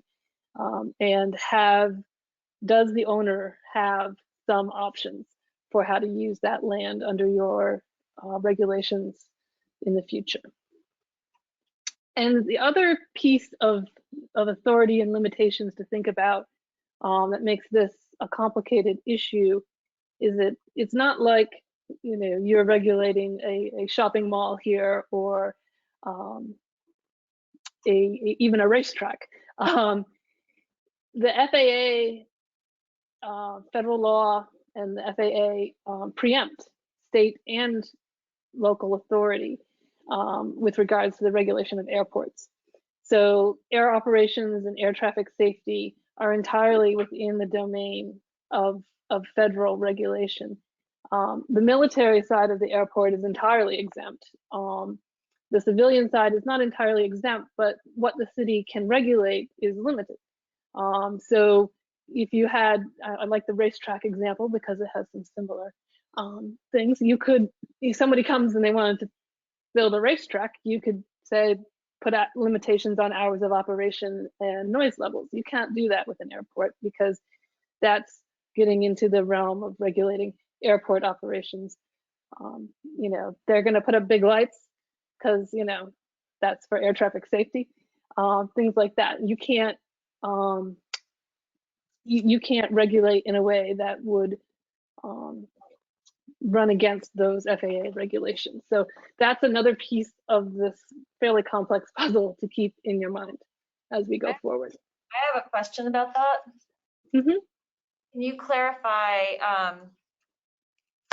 in the current context, I'm kind of looking at it like there's two different land bases. There's the land that's actually within the airport, for which what you're talking about would apply. But then there's this other land, which was the residential that the airport acquired. Does that automatically then also get that level of FAA treatment, or is it limited to the other area that's officially the airport? You know what I'm saying? I do know what you're saying. The answer is a bit more complicated than a yes, no. The FAA regulation of airport operations incorporates the airport's operating area, which you might think I just said the same thing twice, but if you remember in your memo, there is actually a thing called the airport operating area, and what happens in there. To the extent that from the airport's perspective, they have in their master plan extended their airport operating area to this land. That's in the current draft master plan. If that draft master plan and layout plan is accepted by the FAA will consider this land to be within the airport's operating area. In which case, if what they're doing is airport operations and air traffic safety, there will be that set of limitations. Now, that doesn't mean you have no ability to regulate, but there is this other layer that comes in. And so your regulations can't counter or require something that would go against FAA regulation in a way. Does that answer the question for you? Yes, but that's a pretty big thing to know, because at what point might the FAA accept a master plan that would do that? Because right now that's not the case, because the master plan hasn't been approved. So it's I'm not sure, and that's something we can get some clarification on. And I don't know, Kelsey, if you have a more clear idea of that than I do, but my sense is that they have submitted the plan to the FAA, but it has not yet been approved. Is that your sense as well, Kelsey? That's my rough understanding, yes. I don't know when that occurred or if there's kind of a back and forth process with the FAA. I don't know much more than that. Yeah. So we can try to get a better sense of what that timeline is, but to our knowledge, it's a process that's underway currently. And I think Megan is got her hand up. Yeah, thank you. Yeah, two questions.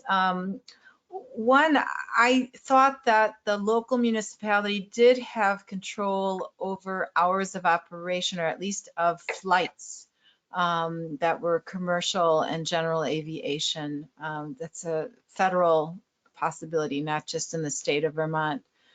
So that I believe to be a municipality under the control of the municipality. And also something that Nick Longo did say at the December 16th meeting was that, and it's something that the council very much advocated very, very forcefully, the airport must engage with our local planning and zoning, not only documents, but processes. And the whole inclusion of the public in these discussions and decisions has to be shown to have taken place. And so we see, I think, this is a process here that the FAA would want to ensure includes fully the public, input. So I want to put that out there because when we talk about federal agencies, it's very easy to feel intimidated. But these federal agencies are there also to protect the rights of local municipalities and the public. And those are two areas that I'm familiar with just based on my work on the council. I'm not saying that I am fluent in these regulations, and there might be some corrections that need to be made to what I've stated. But I just wanted to put that out there.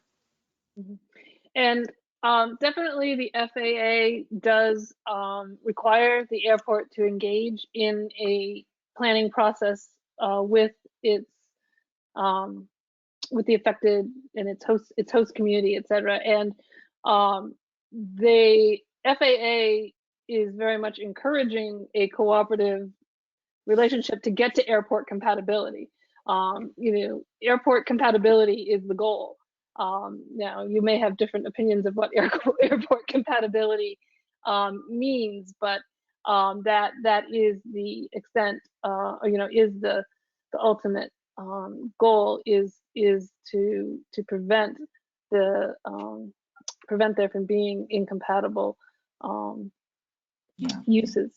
And what I did see in your memo was that green space and parks are allowable uses according to the FAA. So even though we zoned are for the use of it as a green space is allowed. And we will get to that list of uses. The one thing before we leave this slide, I will raise back up, and we don't have, I'm not saying that I have an answer to this question, but the question that the city is faced with is, would zoning it for open space meet this test of an economically viable use or not? Now, whether you would face a challenge from the airport on that is a different matter.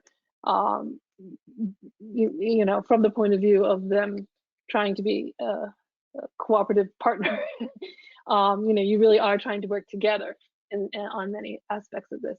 But I wanted to lay out for you the full context within which you guys are working, and it is important to know that does exist as a tenet of land use law, that there should, you do have, that property owners do have a right for the use of their property. And when a municipality takes away rights, you can take away rights to a point at which you have something that's called a taking, and that's a problem.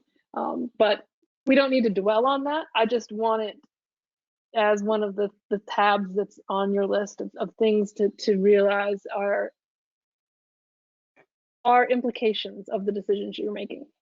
Yeah. Brad? that- Did you have one? Yeah, I did just have one question.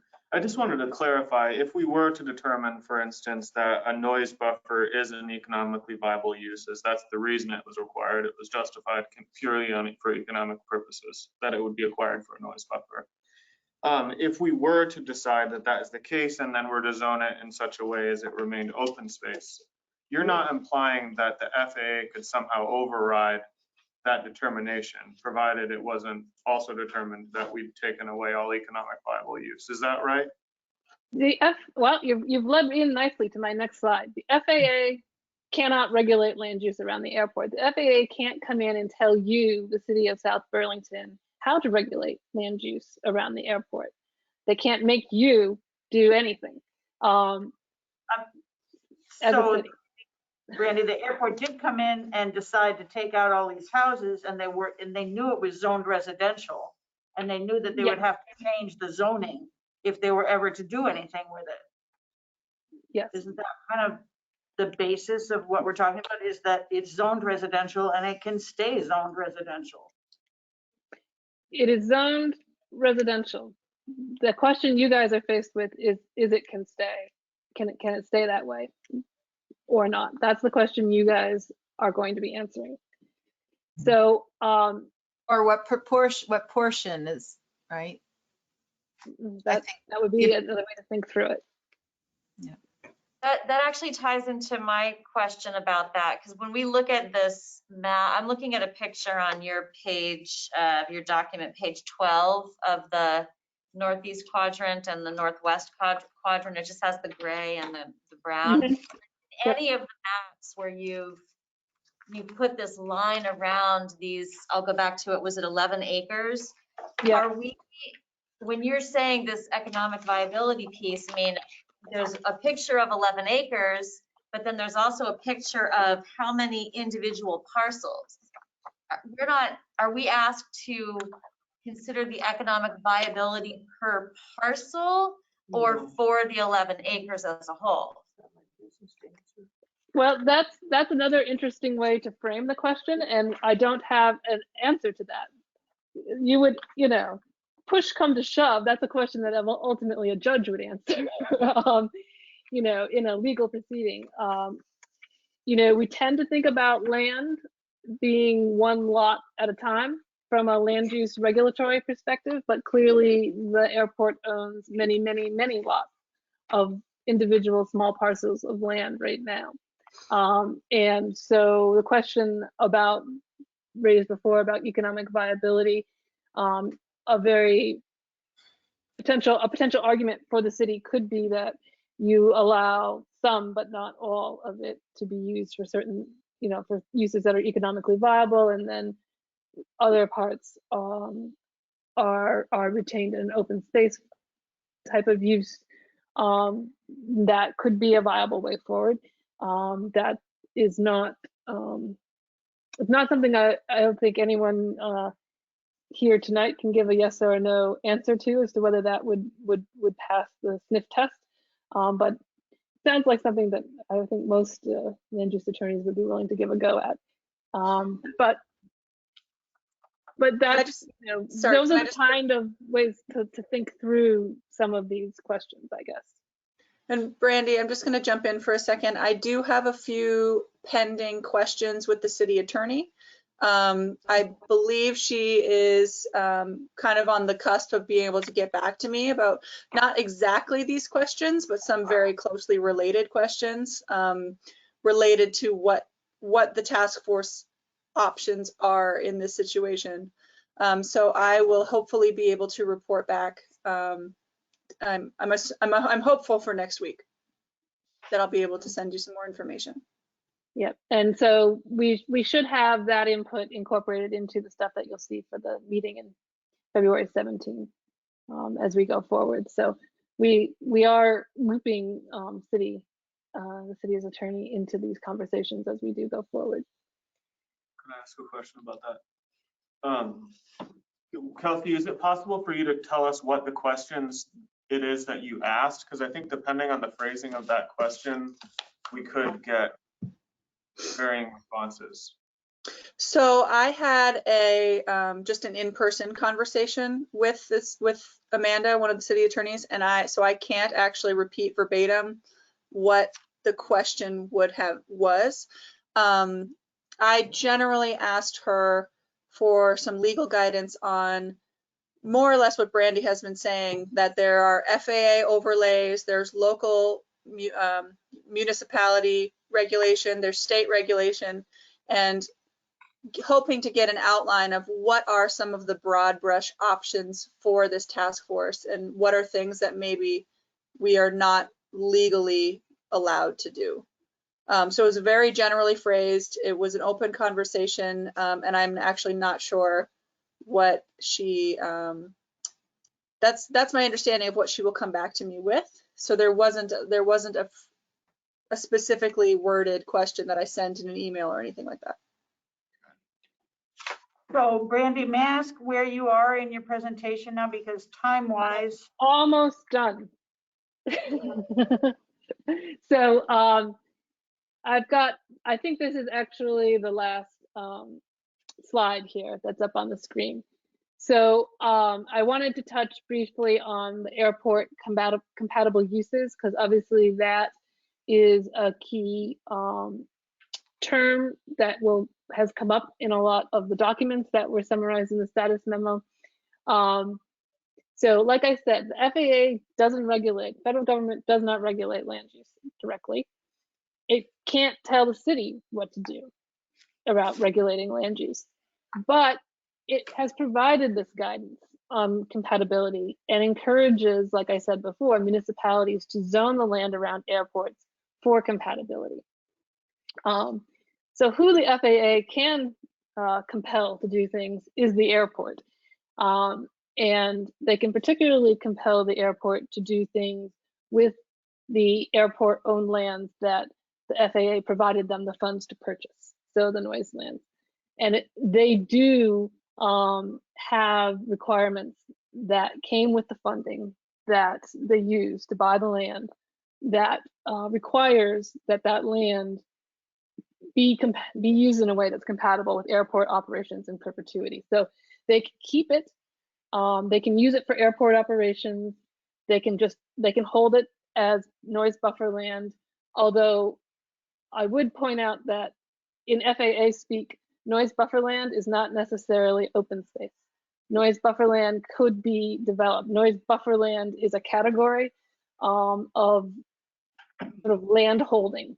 It's not a real good description of what's going on that property. It could be commercial buildings and still qualify as noise buffer land under FAA terminology. And the FAA can dispose of the land. It could sell or lease, or the airport could sell or enter into long-term leases for that land. And when they do that, easements go with the property that control its use into the future to ensure that it will always remain compatible. And then there is a table that the FAA has put together.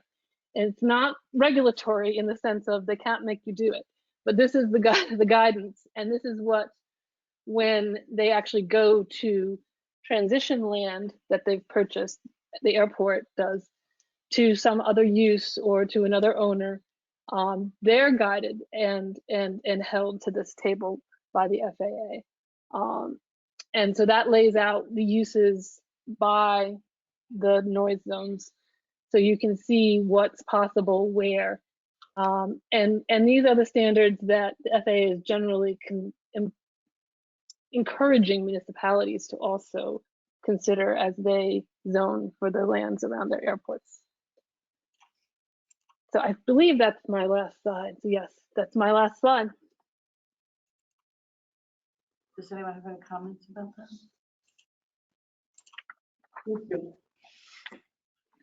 Okay, I'm gonna I mean, stop sharing this screen.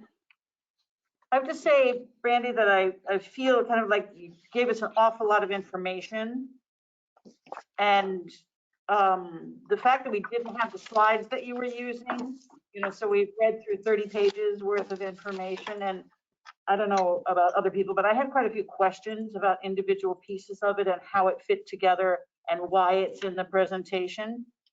And I have to say, I feel a little bit adrift as far as, it's kind of like, well, they could do this, they could do that, we should consider this, we should consider that. I mean, I feel like we haven't really kind of discussed just sort of the bare bones of how we feel about what the request is, what we anticipate the community is going to feel like about this, and then to be kind of looking at all these sort of like possible things that the FAA could do, seems like kind of something that I would feel you look at more once we've started to craft something. So the approach that we were thinking was, we sort of laid out here and we're hoping to pursue, was that this meeting tonight and the memo is basically the background information that you need to carry forward to that discussion of policy direction, which really commences at the February 17 meeting. You have on the February 3 meeting, you're going to hear from the community and get an understanding of what their concerns are. So really the point of the status memo is to be this background document that you can refer to as the work of the task force carries on. And it was just an effort to sort of organize what was an enormous pile of existing information and to try to be able to direct you to where, when you do have questions, you can find the answers in those documents or find information that's relevant in those documents. Okay. So following up on this though, it looks like, so today we're being debriefed and asking a few clarifying questions, but not really discussing. Then the next meeting is residents coming in, but they don't have anything to respond to yet except the public information that's already been out in the previous agendas. So there's no presentation that will be given to them, or will there? Well, and then so basically that's us listening to the neighbors as an initial, let us know your thoughts. But then the February 17th meeting is when we'll kind of roll up the sleeves and say, what was this exactly? But this person said that, and can we ignore this from this document, or do we have to oblige the, and that's whereby when we get to the end of the meeting on the 17th is where we'll start to put some of the what ifs forward and use these documents to guide us of, yes, you can consider that, or no, you can't even consider that. Am I getting that right? Generally, yes. So we were envisioning that at the meeting, the next meeting, the community neighborhood concerns meeting, we would give, between Kelsey and I, a very brief overview of the requests, the timeline, and the sort of planned scope of work for the task force. But that's going to be pretty brief, and it's going to be primarily just to hear concerns, and we will be recording those and then helping you guys synthesize and sort of organize those. Like I said, I would expect, the airport brings out a broad array of issues and concerns. Some of those are going to be within the scope of what you can address through zoning, and some of them will probably not be. And that will be one of the things that Kelsey and I will be working on with the comments and putting stuff together for you for the 17th of February is to start sorting through that.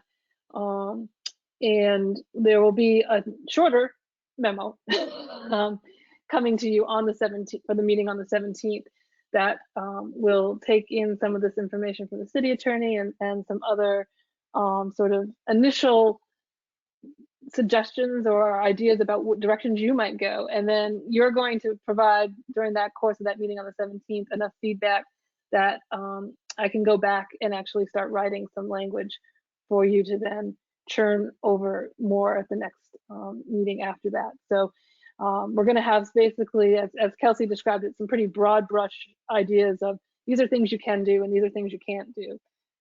And basically on the 17th, we're going to be trying to figure out what it is you're interested in seeing more done with, and what directions you want to try to go. And Kelsey? And then, yeah, Brady, I just want to jump in and just say that the second public comment session on March 17th is intended to be when the public can respond to the specific language that the task force has put together, either a single proposal or a few proposals. I'm not sure exactly what we'll end up with for that, but that's the first public comment meeting is more for general concerns, general comments. Sort of taking the temperature. More general, taking the temperature of the neighborhood and feeling out what the concerns are and what the neighborhood would want to see in this area. And then the second public meeting is responding to specific language put together by the task force. And how is this meeting going to be published?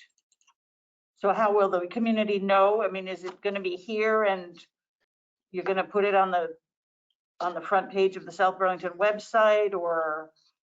It'll be on the website. It'll be in the meeting calendar. The intention is to put it in the other paper as well and have that published. It will also be in the city e-newsletter, that city news that goes out from the city to people who've signed up for that. There have also been discussions about possibly reaching out to the schools and having information disseminated through the school system. I think that might cover all of it. And Front Porch Forum, could that be also? We can post a front porch forum as well. Yep. Yeah, it would be really helpful if we could suggest the most, how do I say this? It's a broad slate. We need to listen to it all, but it might be helpful to the community to understand what is the most productive way or productive thing they can bring forward. It might be people saying absolutely nothing. It might be people saying everything, but can we encourage people to come with creative ideas already in mind or something, so that they understand what our end goal is from the February 3rd meeting. Am I making sense? No, I agree. If it's just kind of a very broad-based, okay, let's bring the community in because we need to hear the community. But if the community doesn't know what they're addressing, it can become just a free flow. I mean, we had a lot of community meetings for the Chamberlain district. And, some of them got pretty heated because people wanted to talk about a lot of different frustrations that, that weren't necessarily within the purview of what we were talking about or thinking about. But, it was a forum to do that. But I guess I'm not exactly sure what people would be addressing at this point. Yeah, like why we're doing it now so people feel included and we can hear from them. But I guess the goal is for them to inform us in the same way you've debriefed us.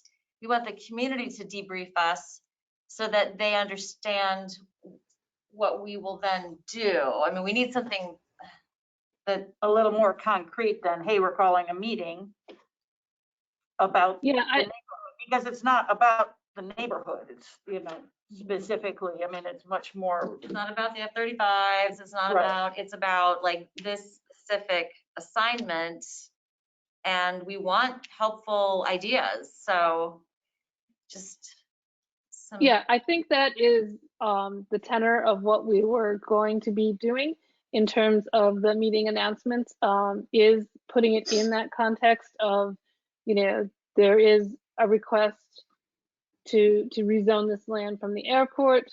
We want to hear from community members about their sort of vision for the future use of this land. I think something in that direction. And then the introductory opening to the meeting, we'll do our best to try to point out the things that, well, people may feel frustration about, we're not going to be able to solve through zoning. I don't know that means we won't hear about them, but we can at least try to be a little bit clear about that in the opening presentation. And who would be moderating the meeting? The chair. Carmen and Kim. Oh, thanks, Megan. Well, It's true. No, I mean, but what we're saying is that the two of you are crafting the language and what's going to be presented, and and therefore how people are going to be responding to it. I mean, I mean, it's easy to say yes, you next, but Well, I think it's just helping create some rules or guidelines for the night, like these are the top, we can't talk about the entire master plan right now because that's out of our purview. We're limited to talking about exactly this. And then enabling whoever, the chairs to be able to, before a question is, well, we're not answering questions, we're listening. So maybe before a comment is, if a comment is going in a direction that's not within this purview, we need to very clearly establish a pattern that says not in the purview. But then they need to have some opportunity to, maybe there's a written forum where all comments can be at least included in some way, but we can't guarantee that we'll address them all because if it's out of our purview. So just guidance in this, I think, would be beneficial. it's also a very dynamic conversation. So with respect to things like the master plan isn't our purview, well, we went into all sorts of details on the master plan here. And part of what's driving the airport's proposal is the proposal to remove general aviation buildings. And so the hangars and then put them on this property. And so I think it's just a very dynamic conversation. I don't think there's any avoiding there being all sorts of angles brought in, and I don't think it's necessary for us to shut them down. I think we have to understand that there's going to be some level of chaotic. Well, but we also have to allow everyone to be heard who does have, and there can be paths that are not productive. And we need to get to a goal. We have a job to do, and we really need to be helpful to, to this end goal. So yeah, I mean, it's if the chairs feel like you have a clear vision for the next meeting of how you want to handle that, but if you need more something in preparation to help you. I mean, there's a lot of ways it could go too. It depends. I mean, there could be 10 people, there could be 100 people, it could be, yeah, I mean, it's just kind of, to me, it seems like it's very early in the process that, this is the second meeting and now we're bringing in the public, but that's fine. I mean, it's not that I'm saying we can't do that, but. I personally, your time. No, go ahead. I think it's a good time to do it personally, because I think it's a good time to involve the public in feeling like they're having an input on the creation of what we're going to come up with. It doesn't mean that, I think it's just a time to listen and to let the public feel like they are participating in it. And then we will go about our business and then come back and meet with them again. I don't know, I feel like it's a fine thing to do. But I think we do have to put a limit on how much time each person can speak. And and as I think Monica said, is there a way to be able to allow people to write in what they're thinking? If they don't want to speak on camera or on the telephone, if they can just sort of say, here's my idea. And yeah, Kelsey and I are working on getting something set up to take written comments. And since we are going to be doing it in this hybrid format, people can do comments via the chat. And that's actually very good for the people who want to do that, because we can get a straight transcript. of those written comments from that. So that's something that we will be pointing out in the lead up opening presentation as well, is that people are welcome to submit written commentary through the chat function. But I think we were going back and forth about trying to get some way through the website to submit written comments as well. And so we will, one way or the other, we're going to get that to go too. Great. Yeah, and that would be both the chat box during the meeting, but the written comment option also outside of the actual hours of the meeting. Yeah, in advance of, basically, or. Yeah, right. Yeah. Can I just jump in quickly on that subject? Because I know that not everybody's had a lot of experience with the chat function. I would encourage being a little bit careful in its use, because what winds up happening is you wind up having sometimes two meetings happening where there's a whole dialogue happening. It's not just input, but a dialogue that committee members are then sort of being asked to pay attention to verbal and written at the same time. That gets really, really hard for you all to track that. So I would encourage a structure where if somebody has a comment that they want to submit, to do it, but not to do it in a dialogue way, because there's just no way for you to all follow that, and people get frustrated that you're not following it because you're listening to what people are saying. Yeah. So we can work with the co-chairs to help people know all the different ways that they can provide their input and give some structure to it. We've had some really good examples. The Planning Commission just had a public hearing with 60 people 2 months ago that spoke up, in person, hybrid, in writing, and it all worked really well. So, Well, and getting comments in advance is also really helpful in that circumstance. So if people had a way, like through the city's page or something, to be able to send in comments, and we can each go through them, and we will be able to then, each of us, pull those comments that seem to be really on task and productive to the conversation, and make sure that we've, so I think that would be really helpful.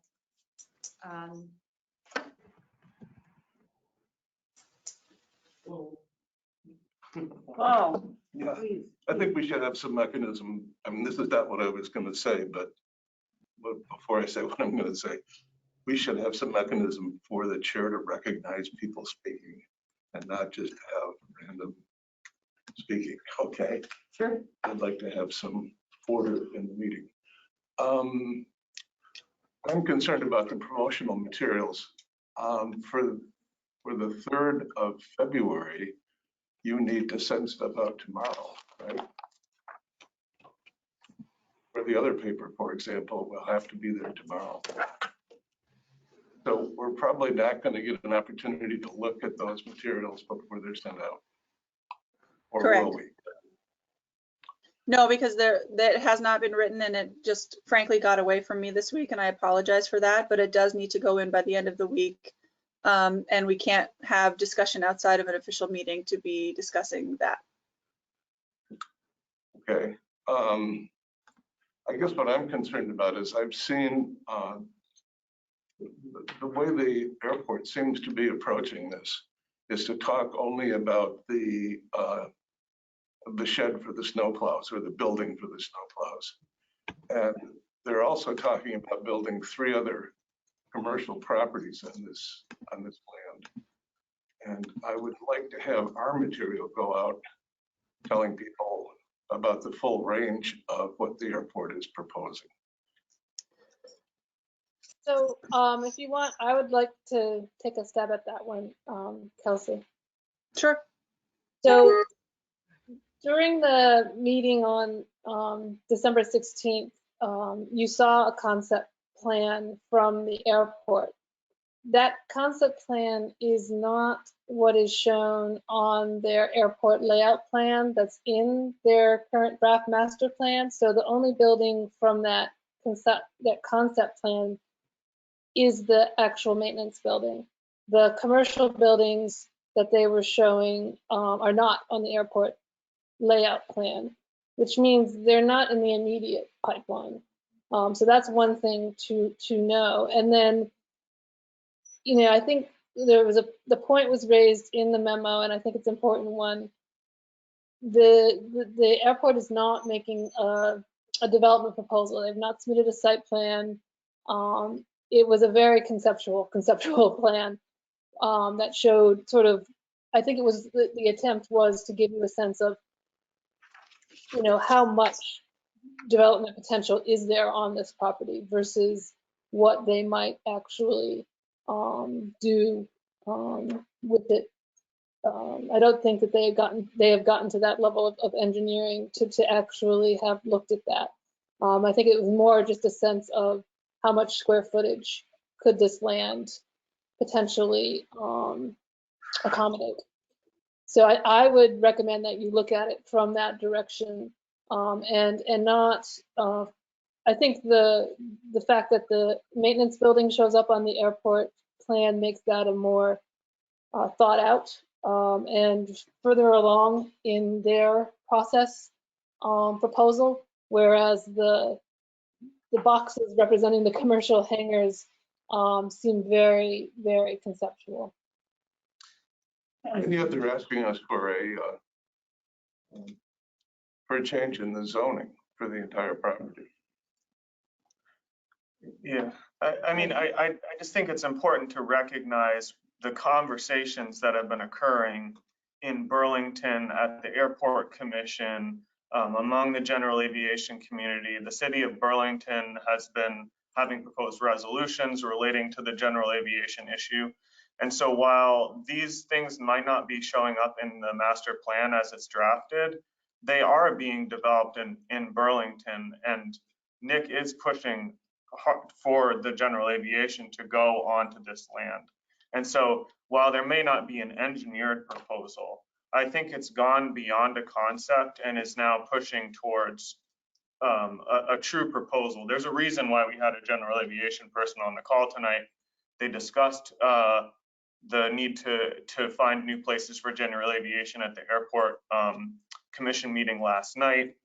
And the city, there's resolutions being put forward that are requesting a plan from Nick to deal with land use conflicts at the airport. And so I think it's gone a bit farther beyond conceptual. I understand that they haven't engineered these things, but there's a very good reason that showed up in the conceptual plan, and it's more than just an idea about how much space they might occupy. It's a very specific idea created to solve a very specific problem. So I think that is true, that they are looking obviously for more commercial space and evaluating their land holdings with that in mind. And the way to think about it from a zoning perspective is the sort of menu of uses that would be allowed on the property.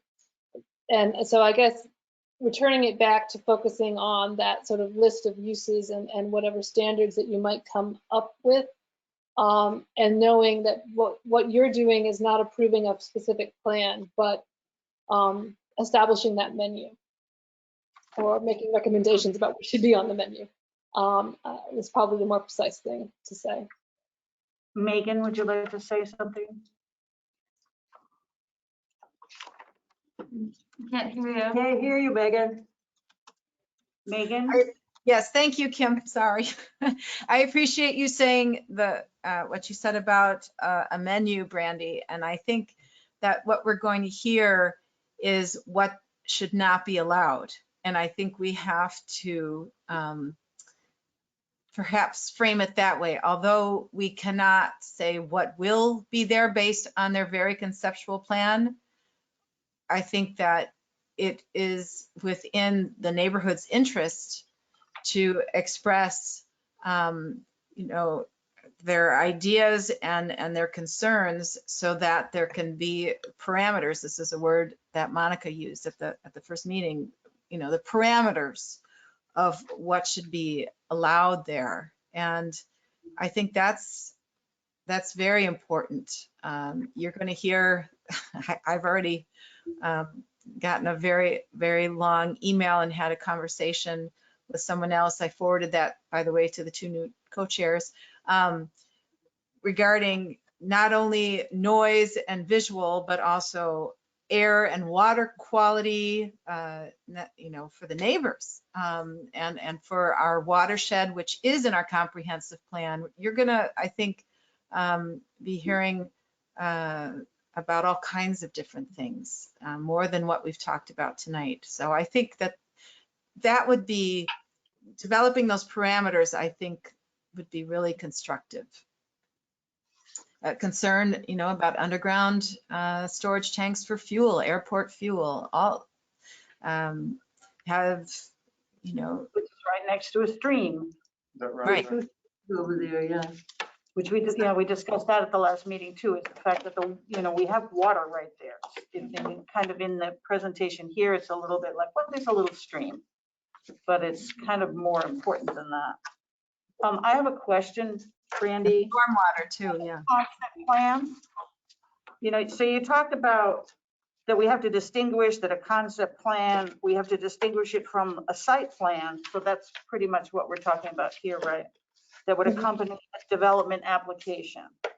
So my question is, can the zoning approval be made contingent on a site plan and development application that meets community approval? If you're asking, can you request that the airport go ahead and develop the site plan that it would want to get approved before you write the zoning, that would be backwards.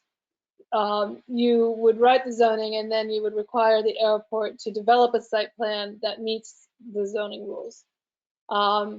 So you really want them to have to work with, if we'll go back to the menu analogy, you want them to have to craft the meal based on the options that you've given them. You don't want to see the meal and then, make up a menu to fit it. So that is how you would proceed forward. And they're not, I would assume from the point of view of a property owner, they're not going to put money into developing, it is not a zero cost effort to put together a really solid site plan and to do the engineering work that needs to be done to get to that. Because as Megan just pointed out, there's all these other issues that have to be addressed that a conceptual plan hasn't even considered yet, like stormwater and many other things that come into play, traffic and so they're not going to do that until they know that they have a path to approval. And obviously, as the zoning sits right now, they do not.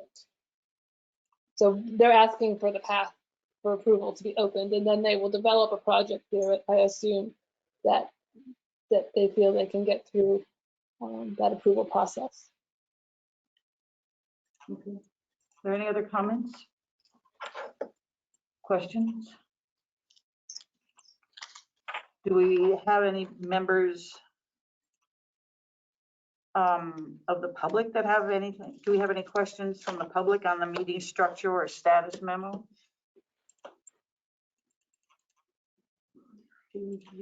James Lee?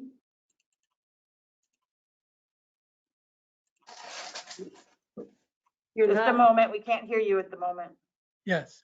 First of all, I'd like to apologize for having some audio problems last week. First, I was getting echo, and then I couldn't hear anything when I fixed the echo.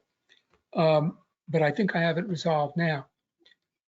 So in the notes that were prepared for this meeting, it seems like the question that I asked last week is out of line, and I'm not sure that should be accepted because it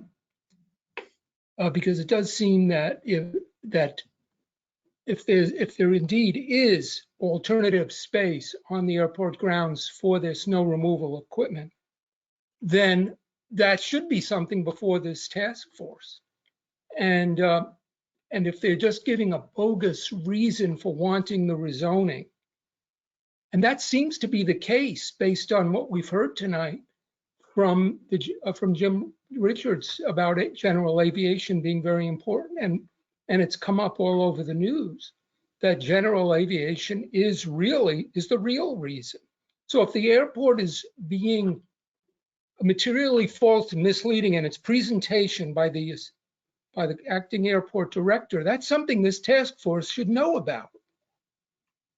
And actually, that should be grounds to reject it without further consideration.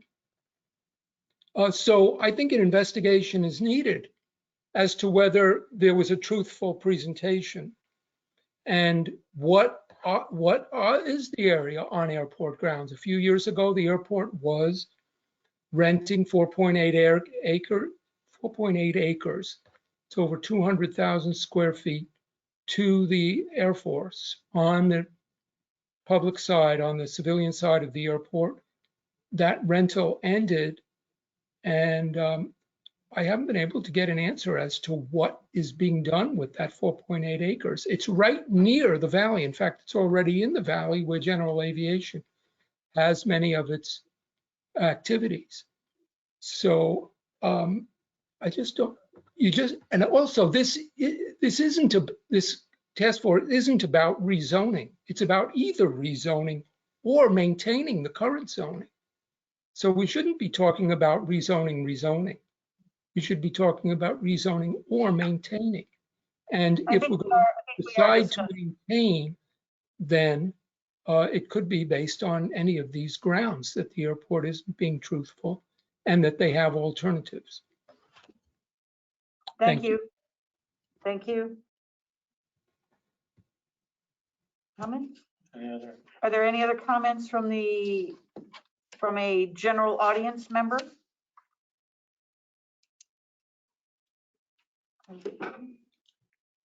Any other business for this evening? Would anyone like to make a motion to adjourn? That motion we adjourn? Second?